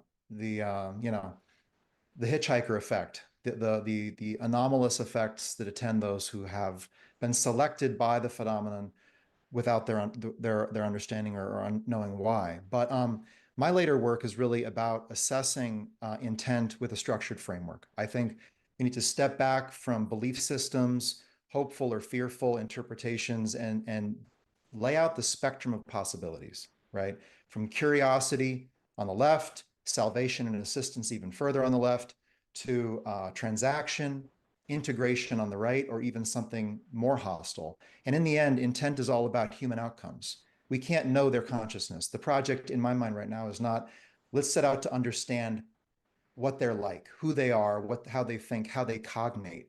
That's impossible in my perspective. But we can assess the real human outcomes that stem from the hazard and the risk and the possible threat of a non-human factor acting upon, like a forcing, an environmental or evolutionary forcing. Talk about multitasking. I'm streaming at a historically this and unprecedented time. shorts And there for my YouTube channel. significant signals and indicators in the history of the phenomenon that give very good anchors for assessing intent and for going from possibilities to probabilities and ultimately making a starting assessment, which informs the research pathway, which is the other part of my work in supporting the Human Institute, devising an intelligent scientific research and investigatory citizen-led effort to uncover the phenomenon, to disclose it, to interrogate its activity, lest we just be interrogated unknowingly ourselves. So a lot of good work to do there. But in my view, when you look at all that the censored data has given us technologically, when you corroborate that with the geographic, circumstantial, temporal aspects of how the phenomena appears, who it manifests to, and the considerable problem it presents to the international community and to national laws and frameworks that govern territorial sovereignty, these incursions into sensitive sites, and the potential programmatic engagement with civilians in the form of physical NHI-initiated contact, abductions, it builds a picture, it bounds those possibilities into a zone of probabilities. And whether it's a transactional presence, whether it's an integrative or one that wants to integrate with humanity or ultimately replace humanity, I think there are multiple possibilities at play and multiple intents at play, although I don't think it's the rainbow that everyone kind of hopes it is. It's not everything the universe has to offer is going to come all at once now and function harmoniously in our skies and oceans. No. The hostile intent will not tolerate a beneficial actor who themselves would have to arm themselves and militarily confront the hostile actor, which we do not see indications of. So, we have analogs in our own human history to this. The natives of the New World, they looked out on the quay and they saw the ships, different flags, different vessels, and they assumed it's got to be either the angels from the spirit realm, it has to comport to our belief system, or a variety of intentions, and we should work with and collaborate. And it may not be that way. It's not about it's all hostile or it's all beneficial or benevolent. In my mind, it's exosystemic. It's an ecosystem arriving on our shores at a specific 20th century moment in which we have detonated nuclear weapons, we have flashed the universe with technology capability, and we have triggered an engagement event. This is really what this is, and a program to engage humanity over a longitudinal time period. And so we need to step back and really look at the human project of getting our act together to diplomatically engage now and in the future, to manage the NHI presence internationally and coordinate responses, lest we divide and conquer ourselves over this issue. And that's where the reframing of disclosure as fundamentally belonging to the human species, being one that should, I think, be framed in first principles, to Karl Nell's point, with a naturalistic framework, a science-informed, data-driven framework. And with that, we go out into the field and collect evidence on the phenomenon. We go out to where it is interacting with people. That's the key missing data set that would be necessary to inform decision makers.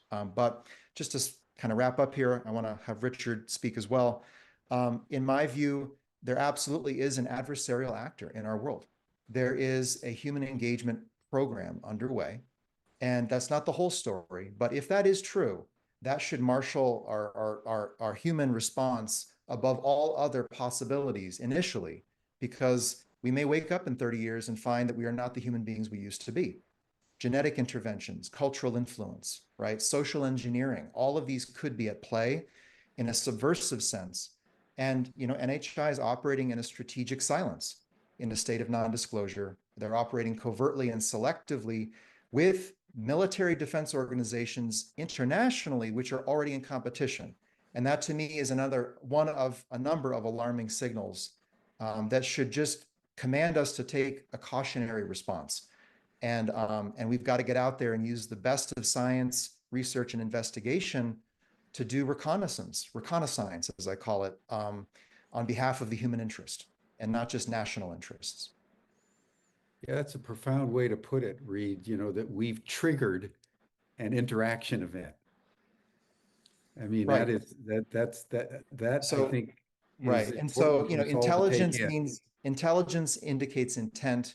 Intentful engagement indicates a program. And so what is their program? We talk about the legacy human program. What about the non-human program? We do not query that nearly as much as we should. And in my view, disclosure. How do we get disclosure moving?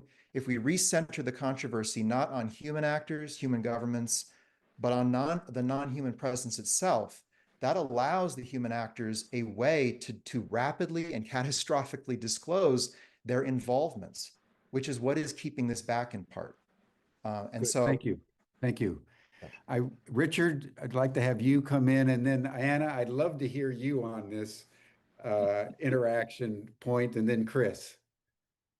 Great, thank you. And I'm going to try to be efficient because I know other people have important things to say. What a great discussion, by the way. It's really wonderful to be part of this panel. But thinking about these other beings, I think about this a lot. I finished the first of a 3-volume set of history of UFOs, that is unidentified submerged objects. I've completed the second volume. It will be published before this year is out. And there will be a third. I've looked at about 700 cases of, I think, very well attested and confirmed USO cases. And, you know, I've spent 30 years looking at aerial cases and the like. So what this has done, though, is given me an opportunity to really study their behavior in a little more detail. So when we ask who are they or what do they want, one thing that I like to do is I like to study their behavior and the behavior of their craft. And they tell us a number of things. One is that they are very precise. These craft they're very sophisticated. They do things that we do not understand, how they're able to do it in terms of physics, in terms of engineering. If I would step out a little bit too, I think that they have gone through the same process that we are currently going through now, which is exponential increase of the complexity of data and information that we manage as a civilization. And if you really go back throughout all of human history, 50,000, 100,000, 2 million years, our story has been one of ever-growing complexity of our ability to manipulate the world, our ability to understand the world, our ability to share information. And we've had several breakthroughs, you know, complex language and writing and, you know, all of these other things that we've done. And then the printing press and computers and AI. These are leaps in our ability to manage information. And when you really think about it, one thing that we have not really mastered is giving ourselves clean information. We're in a world filled with propaganda, lies. We live in all these illusions that we build around ourselves. And I think it's going to inhibit our further development as a proper evolutionary species. I think that they've done the same thing that we're doing now. And in fact, I don't really even think our technological development is all that dependent on recovered ET tech. I think we've gotten a boost from it, very likely, but I think we're on the path because we've figured out we figured out the key, which is scientific and mathematics and all of that, and we're doing great with it in terms of our technology, not so great in terms of our ability to manage it. Okay, that said, so we look at them. They are precise. They're very sophisticated. They're clearly beyond us on this. And I have to assume, and I think that they're extraterrestrial rather than interdimensional, because honestly, I don't even know how to understand what an interdimensional civilization even would be like. Does any of us? But be that as it may, they're from somewhere, and I'm going to assume they have a greater cognitive capacity than we do. So imagine them talking to us like, let's say we go back in time 1 million years to human ancestors that have, you know, cranial capacity of 1,000 cubic centimeters, and we've got 1,400. Well, they're not going to understand us very well. It doesn't matter what we say to them. So it will not be possible for us to explain. They're intelligent. They were the smartest species at their time, but they could not handle what we would have to say to them. And I strongly suspect that the cognitive gap between us and them is at least as great as that. So it would be difficult for them. They have an IQ of, let's say, 500. They are part of a hive mind. They wouldn't have no ability to explain the complexity of their world to us in ways that we could really understand. So I think in one way that explains their silence. Yes, I know that there are cases of contact, but when you really look at the contact compared with the sightings that are out there, it's very limited. They basically are in a policy of data denial of us. I watch how they study. I study how they interact with our naval ships, because I've been doing this over the last several years. And this is what they do. They don't directly attack. They shadow, they trail, they pop in at angles of approach and by means of electronic suppression, which they frequently engage in, so that they can observe us. They can test our systems. I'm sure they're testing our weapon systems all the time because we're constantly upgrading them. So they're coming around and thinking, all right, what are the humans up to now? Let's go check out how's their radar, how's their sonar, how are their weapons applications. Let's see if we can shut them down. And they do. They do. And they deny us the same ability to collect data about them. This happens every time. Just when their approach is closest, our data collection should be best, something shuts down, our systems don't work. So they have got this system down cold. They know exactly how to manage us. They're 10 steps ahead. They're like Bobby Fischer playing, you know, some kid off the street at chess. We can't really cope with that.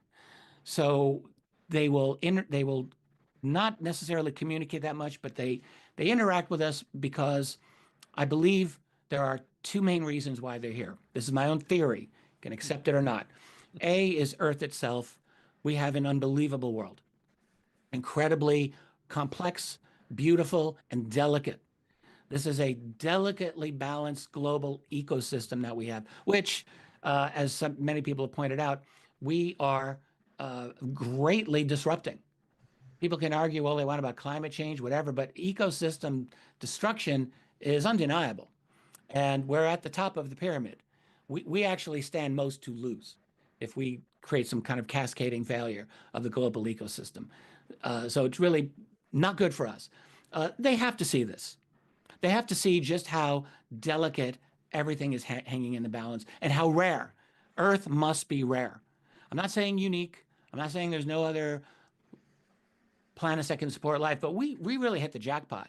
We have incredible density of genetic diversity, all of these amazing ecosystems. It's pretty amazing. I suspect they are aware of this. We have an ocean world, we have a land world. How rare must that be? Like, we got both of those things. Like, it's really amazing. So there's that, and then there's us. And I believe, I've studied the long, long history of UFO sightings. All of it. All of it. And I do believe there's been a long-term observation, but I firmly believe that something dramatically changed and ramped up exponentially during the 20th century, a little bit in the 19th, but definitely World War II is the key. They came in massive amounts. They knew something was happening. And what that was is that we humans finally became very interesting. We've got developed global communications, yes, the atomic bomb, but computers and all of the other things that we do in this world. It's part of our exponential techno explosion. And so now they know these humans, they are now going to be an issue in our system here. We don't even know how we affect the greater system. No idea, but they do. And so they're watching us because we're worth watching.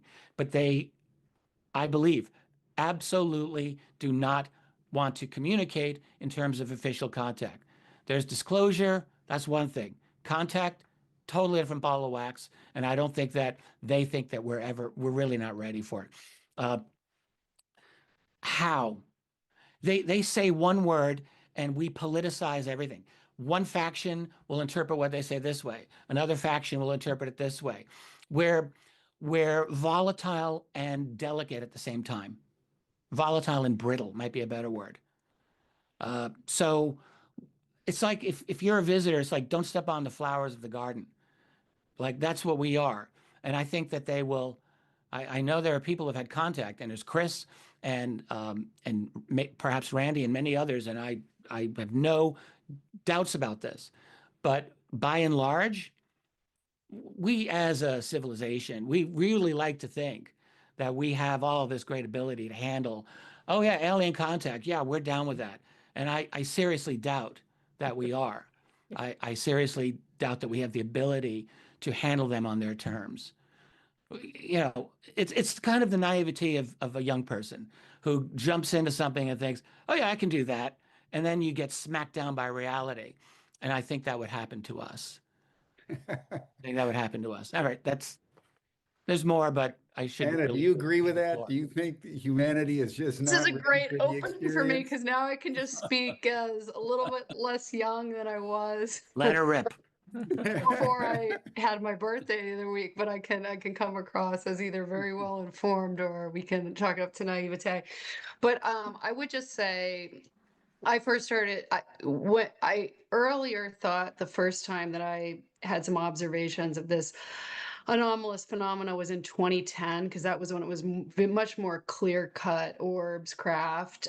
But after seeing quite a bit more, I've also seen some energetic phenomena subsequently that I had seen as early as the 90s. So as somebody who's been seeing this for 30 years, I would just say many more people are paying attention, sharing information, and actually looking to build things.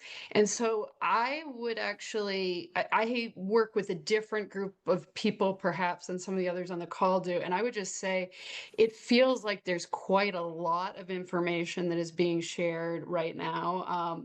I've received a lot of information. I think Ross has received a tremendous amount of information. Chris, I'm sure many others on the call have as well.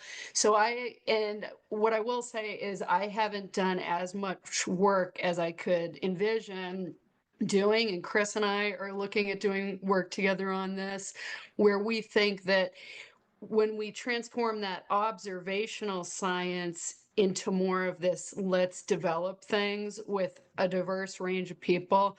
I mean, I expect that the speed is going to pick up tremendously. I do like and believe in humans. You know, and I respect apes. I do like and believe humans. I think that I think they're great things that we're capable of. So I'm not. I also know enough experiencers that I think they're holding their own just fine, you know, in terms of communicating and getting insight. And I don't think, but I also want to say, I don't think this is a new thing. I don't think this is a this year. I don't think it's 30 years ago. I think this has been going on for a very, very long time.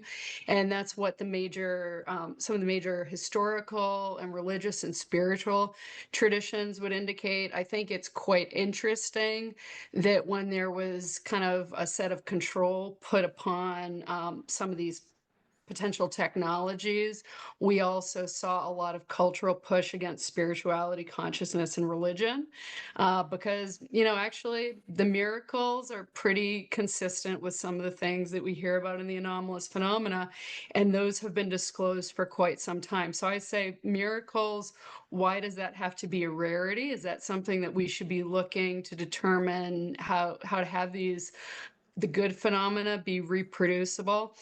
And I just want to say we've worked with so many great people. And Jim, I want to applaud you for bringing so many great people together. And I know that you've been very supportive as well. And I know I owe you some contact emails for a number of tremendous women. So I just also want to say that we've worked with so many women, you know, who have really led the charge in this field. And a number of my esteemed colleagues on this panel have brought up a couple of them. But I also just want to say Donna Roberts, the former deputy chief scientist of the ISS, you know, she's seen and experienced this with us and spoken to it. Also on our team, Dr. Julia Mossbridge, very much on the consciousness side of things. We brought in to government also Leslie Keene, Diana Pasulka, Diane Finkhausen did so much work with the NASA Ecosystemic Futures podcast.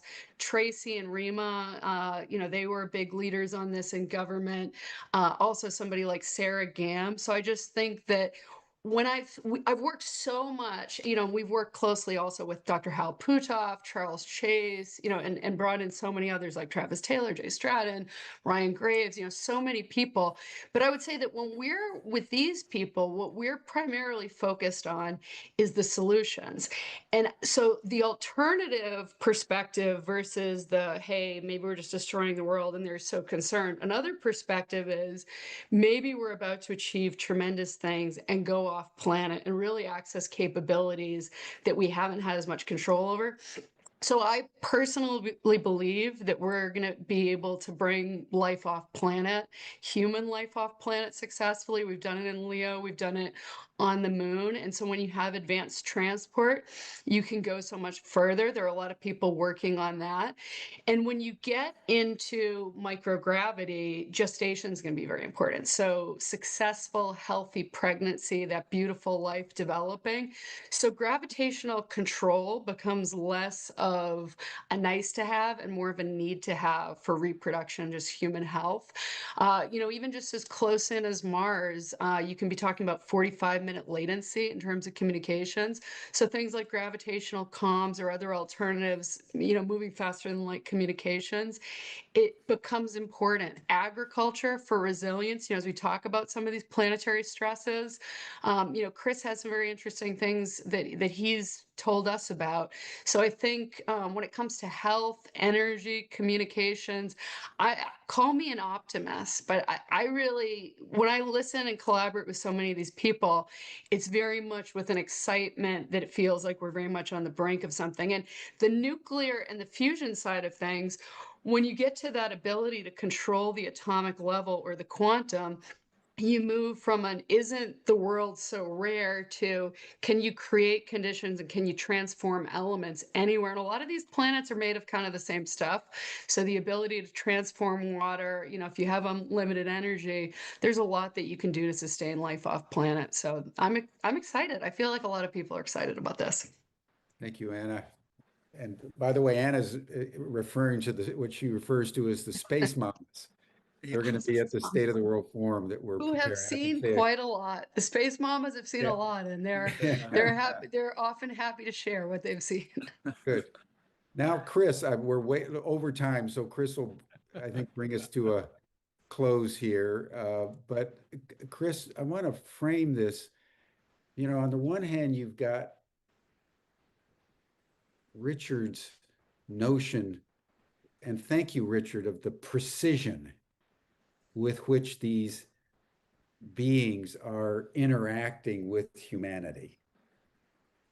You know, and the sophistication and this notion of how does 120 IQ talk to a 500 IQ being, and what does ethics mean at that level? You know, you've got Anna talking about moving out into space with excitement. And now, Chris, you, of all of us, again, you've experienced them intimately over many years now. You know, and so perhaps possibly we're dealing with a phenomenon that's both incredibly abstract, but also incredibly intimate. Yes, And exactly. actually appear to us and with us in highly individualized ways, designed right at our level of consciousness. So anyway, would love to have you Yeah, comment on all that. I like to talk about that some because I made a comment earlier when they were talking about, you know, I come from a spiritual side of this, not the ET alien thing. I've never experienced, I'm not versed in that. Mine's always been the orbs. Although I see all kinds of things, metal craft, balls that look like metal, disc, all of it, shadow people. I enjoy interacting with it. I do it every night. That's my life, and I'll die doing it every night of my life, going out and saying a prayer, and here it comes. I will say 5 years ago or in 2019, I had this major event that happened. I was really sick with RA to the point that I was wheelchair bound. That was where I was going full time. I was ready to give up. And Diana Pasulka and Tim Taylor were down. They were at the Vatican in 2017. I was sick then. I couldn't go. They were communicating with me back and forth from the archives, right? So I got to a point to where Easter of 2019 came. And I walked outside and this huge orb appeared. Came down and hovered over my pond for 30 minutes. I filmed it for 18 minutes, 25 feet away, hovering there. And it turned me into a zombie. I don't know. I couldn't think. I was so tired. I crawled myself back up into the house and crashed. You'd have thought I'd have gone in and told the world, but it just drained me from energy. But when I got up the next morning, I'm like, oh my God, I've got to call somebody. I've got to talk. So I called Richard. I called Jimmy Church. I called 8 or 10 different people. I did 3 or 4 interviews with Richard back to back to back. And all of them, all these in 2019, I was saying 2 or 3 things, what it told me. It said that the women were going to rise up and look at Anna and the Space Mamas. Look at all the women in Congress and the government. They're rising up. They're taking control. We want the men to be engaged as well. We appreciate you. Yeah, we do. We enjoy working with men very much. But what it told me that all of us can see, and you can look back at numerous interviews since 2019, I've done them over and over and over, saying when you see Israel and Iran begin to exchange missiles, that's when these orbs are going to appear worldwide and start revealing. It'll start a process to where they're going to reveal themselves to pull us out of annihilation, because that's where we're heading. We're that close to it right now. And whoever they are, I won't call them ET, because they don't come to me that way. They come in a spiritual way. Whatever that is, to me, it is what it is, right? It is, to me, a spiritual thing. But it gave a warning then. And then if we look back at before Christmas of last year, all the drones that were in New Jersey, all that started happening when Iran and Israel began to exchange missiles. And I can tell you, based on that happening, it's not going to slow down. It's just going to get greater and greater and greater until it's fully into the consciousness of all humanity. So it's happening on its own organically. What it is, I don't want to label it. I just tell you, people say he's a religious fanatic. Well, I'm not a religious fanatic. The church came after me with pitchforks, right? So I had to run, but it didn't change my connection with heaven. And so I've always maintained that spiritual connection, and it's even greater to me now. And like Anna said, I see miracles happening all the time. I mean, amazing things that are happening. So there's a lot of good with my part of this phenomenon. And I would say the orbs, the light, you know, and it's all in the Bible. The same thing. This stuff is all Bible. And I'm not preaching biblical religion to people. I don't want to do that. But there's a book full of that stuff. I mean, look at Jesus. He was on the road. Paul, the part of the New Testament. He was on the road to Damascus, and it was an orb that flashed him in the face, blinded him. You can't deny it. It's right there in the book, right? So it's been here forever. Diana Pasulka will tell you. I've studied with her intently on this thing, extensively, and so I don't want to label it. I just know that it's so much greater. And let's go back to the 1700s and 1800s. They were seeing Mayflowers, ships flying around with glowing sails, right? People were seeing those fly about. And then 1947, those were called sky ships. Kenneth Arnold sees these little chevrons doing this in the air, and they said, well, how did it move? He said, if you took a saucer out of a cupboard and skipped it on the pond, it would move like they were moving. Well, the reporter said on the AP wire, Kenneth Arnold sees flying saucers. So for the next 50 years, everybody sees flying saucers. Then it switched to triangles. Everybody sees triangles for 8 or 10 years. And then in 2007, it started with orbs. Now it's all orbs. So what is it we're dealing with? Is it based on how we perceive or see things?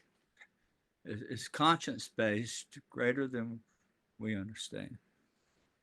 So, I mean, how many believe a 6-foot praying mantis flies a flying saucer and comes in and does surgery on you at night, right?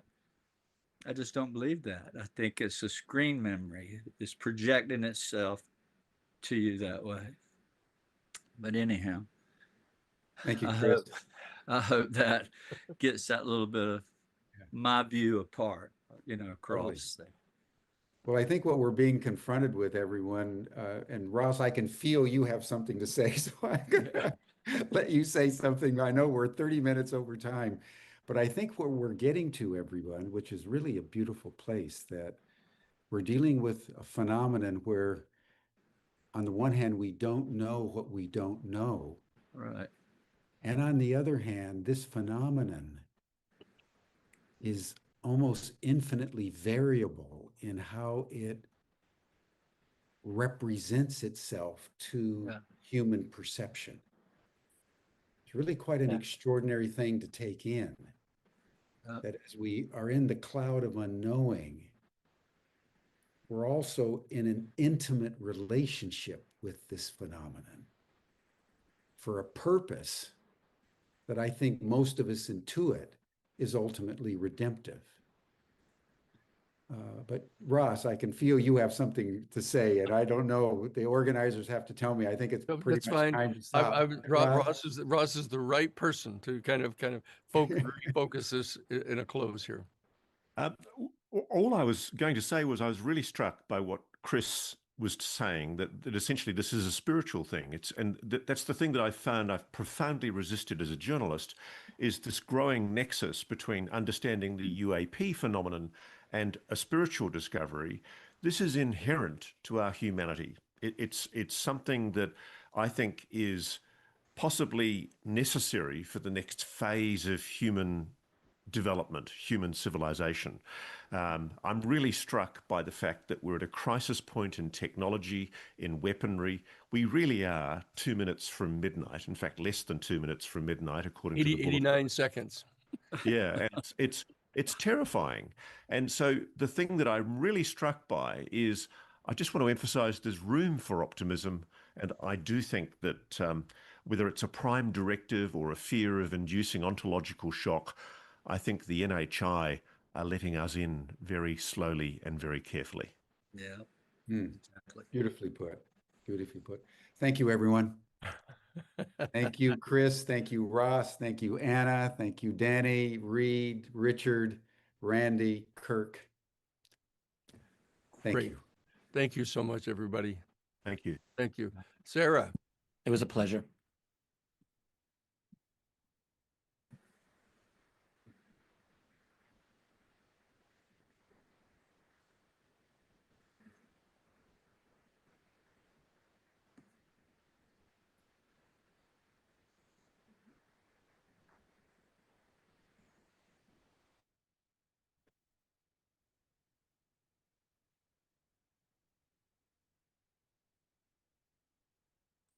Hi.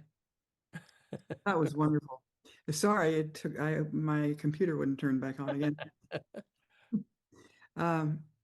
I thought that there was going to be a discussion with you and Jim, Danny. That's right. We're going to proceed. I see. I would like to remind everyone that's on this call with us, if you want to be involved in the growth of this community, this mobilization, this movement, to uncover the truth about what is happening. Swear to God, if you mention money. Disclosure. Please go to our website, newparadigminstitute.org. Sign up to be a citizen for disclosure and take action. Sign up to be a member and help support us monthly and help be an engine for all this work to keep going. How about you just let us all speak and for free? Please remember, democracy is not a spectator sport. We are the largest first. Whatever. Right. Thank you for all watching. It's been 4 hours and 6 minutes. That is just a bit of advertisement that she wanted to. If you want to go and do it, go and do it. If you want to go and support it, I suppose. I just don't think what we got then for the 4 hours would have been worth any money, any funding. You get more from my videos that I uploaded, from Honest With You. You get more information from it.